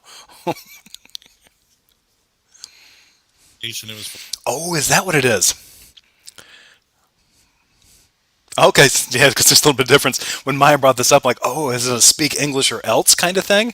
A speak English only room? Why not name it white nationalist incels and anonymous? Yeah, but if it's named this, what Josephus says, let's learn English and have fun. It's a bunch of ESL people from around the world just looking to practice their English with people in real life. God. I don't know why, but him hanging out with the white nationalist incels, that's on brand. Him chasing ESL learners, wow. What's for lunch? It was a turkey and avocado sandwich with Gouda and unsprouted bread with a little bit of hummus, probably a handful of olives. Yeah, it wasn't very good.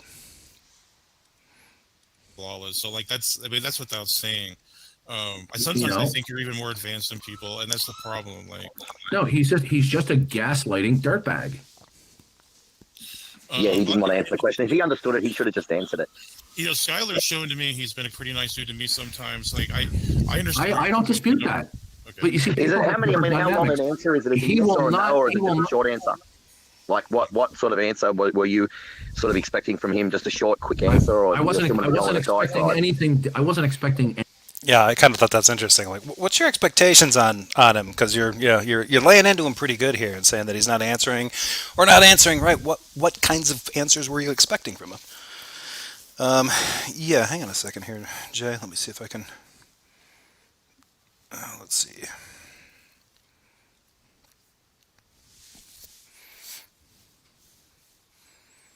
Hang on, folks.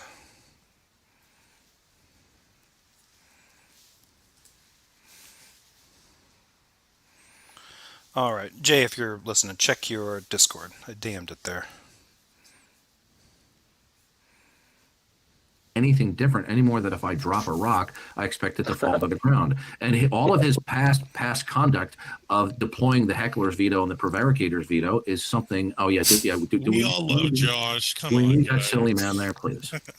Okay, so I had no expectations that Skylar was going to be cordial and truthful. He's a big fraudster. He tries to pretend like he's this thoughtful person and that he deeply desires. The fact that he is vastly more cordial with you and he deploys prevarication to a far lesser degree with me is besides the point.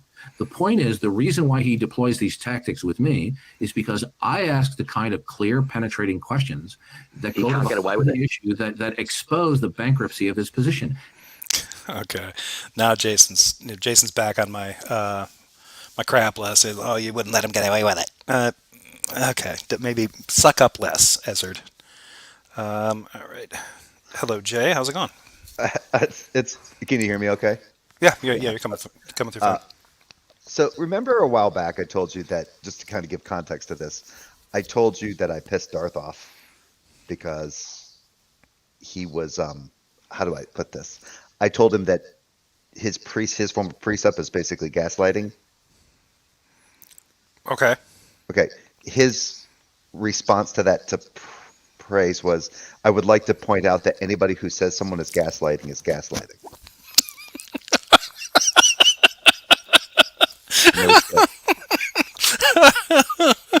Well, yeah. But I mean, again, it's the one thing that you can count on with Darth. You can count on him to be consistently inconsistent with his own standards. Yeah. Yeah. No, that's pretty good. There's something that he does. I'm looking forward to covering the next video that Tom dropped with him and Rob Speakers on Clubhouse because he gets into some real whoppers on there. But actually, before I do that one, I'll probably end up covering Mark Reed when because I think it's from this same one, isn't it? This was all part of the same big hangout that Praise did one night. Because I think Darth talked to Skylar the same night that he talked to Mark Reed, didn't he? Or did he? Did he? Well, they're kind of cordial here, so maybe this was before that. Because like him and Mark Reed, they end up blowing up at each other. Like Oh, they're on the outs again, right? this is this is only within the no. This is from another stream. I thought. It's hard. It's hard to keep track of Praise's. Well, what the content in Praise's streams because they're like they range anywhere from 3 hours to 9 hours. Yeah, So, and that one is like over a little over 9 hours. So I'm yeah, trying to remember at what point this conversation took place versus some of the other ones. because I'm pretty sure in that 9 hour one there is a convers. I thought there was a conversation between Darth, but it's also hard to tell because Praise will wind things back and then play stuff in reverse. So if you're just trying to scrub through, it's easy to lose context. So Yeah, I can look real quick and find out. I I'm just got. getting it. I I'm just. getting an echo from you. Oh, yeah. It's coming off the headset. Um, Weird. let's see. I just got nauseated from Darth saying penetration. I was going to comment on that as well. All right, let's wrap this up because there's only like a minute left here. His whole position is, I don't like the God of the Bible's plan. Yeah. The God of the Bible's plan for human history, in part and in whole, he considers it immoral. And to show you the shallowness, the intellectual shallowness of his position, is because it's always done through an appeal through emotion about innocent babies. Okay? Go out to Tom Rabbit's channel. That's funny. Well, he's just appealing to innocent babies. Aren't these the guys that will host entire rooms where they're just flipping out at the callousness of the secular world for allowing things like elective abortion? Like, why are you guys getting so triggered at the deaths of innocent babies? Their souls will go to heaven. You don't have to worry about that. DD claims Jay is gaslighting by saying DD is gaslighting. So DD gaslighting for saying Jay is gaslighting. And on and on and on and on and on. Round and around we go. Uh, So, well, yeah, I'll wrap it up there. But yeah, thank you, folks, for tuning into that. My next ones will be I probably will cover the Mark because there's a Mark Reed conversation that he and Darth have together, and it's much worse than this. He gets Darth gets especially triggered. I've watched a little bit of it. Holy shit, it's nuts.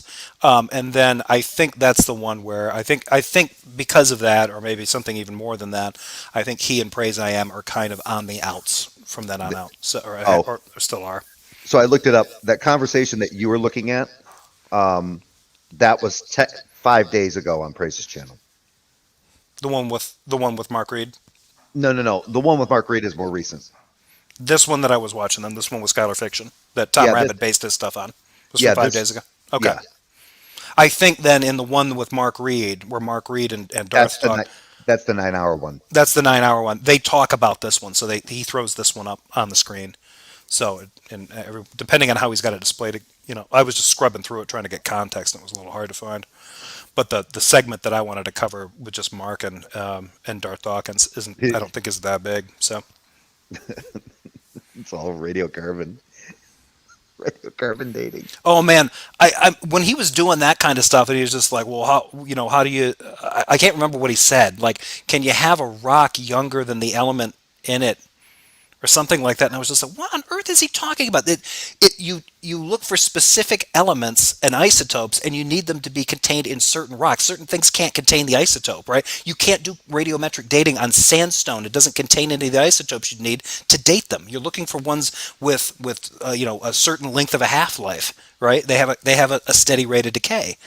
Like, there's a video that you can look up. It shows the oldest rock that I think that's ever been dated, right, is 4.4, I think, billion years old. It was found in Australia, Tasmania, anywhere down there, right?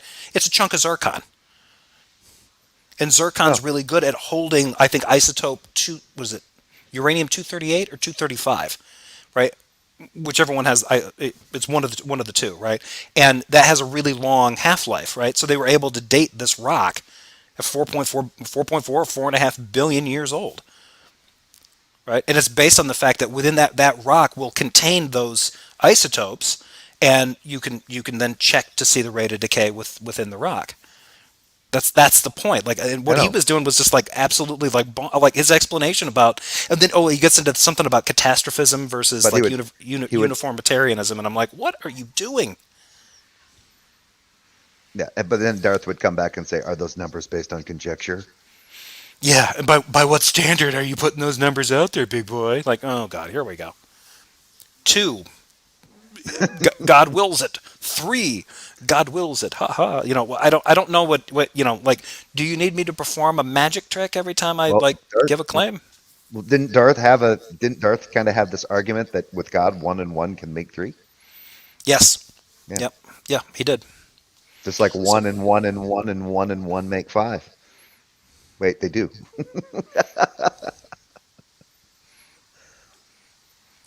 so yeah, Darth Dawkins, national garbage. Jesus, who said that? Thank you, Michael. Yeah, with that, I'm going to wrap it up. Thank you, everybody, for watching. Apologies for taking a long one, but this one I knew was going to be long. But special thanks to Skylar Fiction for popping on here. Always appreciate when he shows up. Yeah, Skylar and I need to, like, I've been wanting to do an interview with Skylar, but before we do it, I need to set up an off-air hangout so Skylar and I can just talk about Roadhouse and other movies, get that out of our system, and then I could then I could do the interview that I was planning on asking him to do a couple years ago. So, but yeah, with that, I will let everybody go. I will be back on here probably sometime later next week. I hope everybody has a great weekend. Take care of yourselves and all that good stuff. Jay, thanks for coming on. Mm-hmm. And yeah, I guess we'll wrap it up. See you all later, folks. Take care.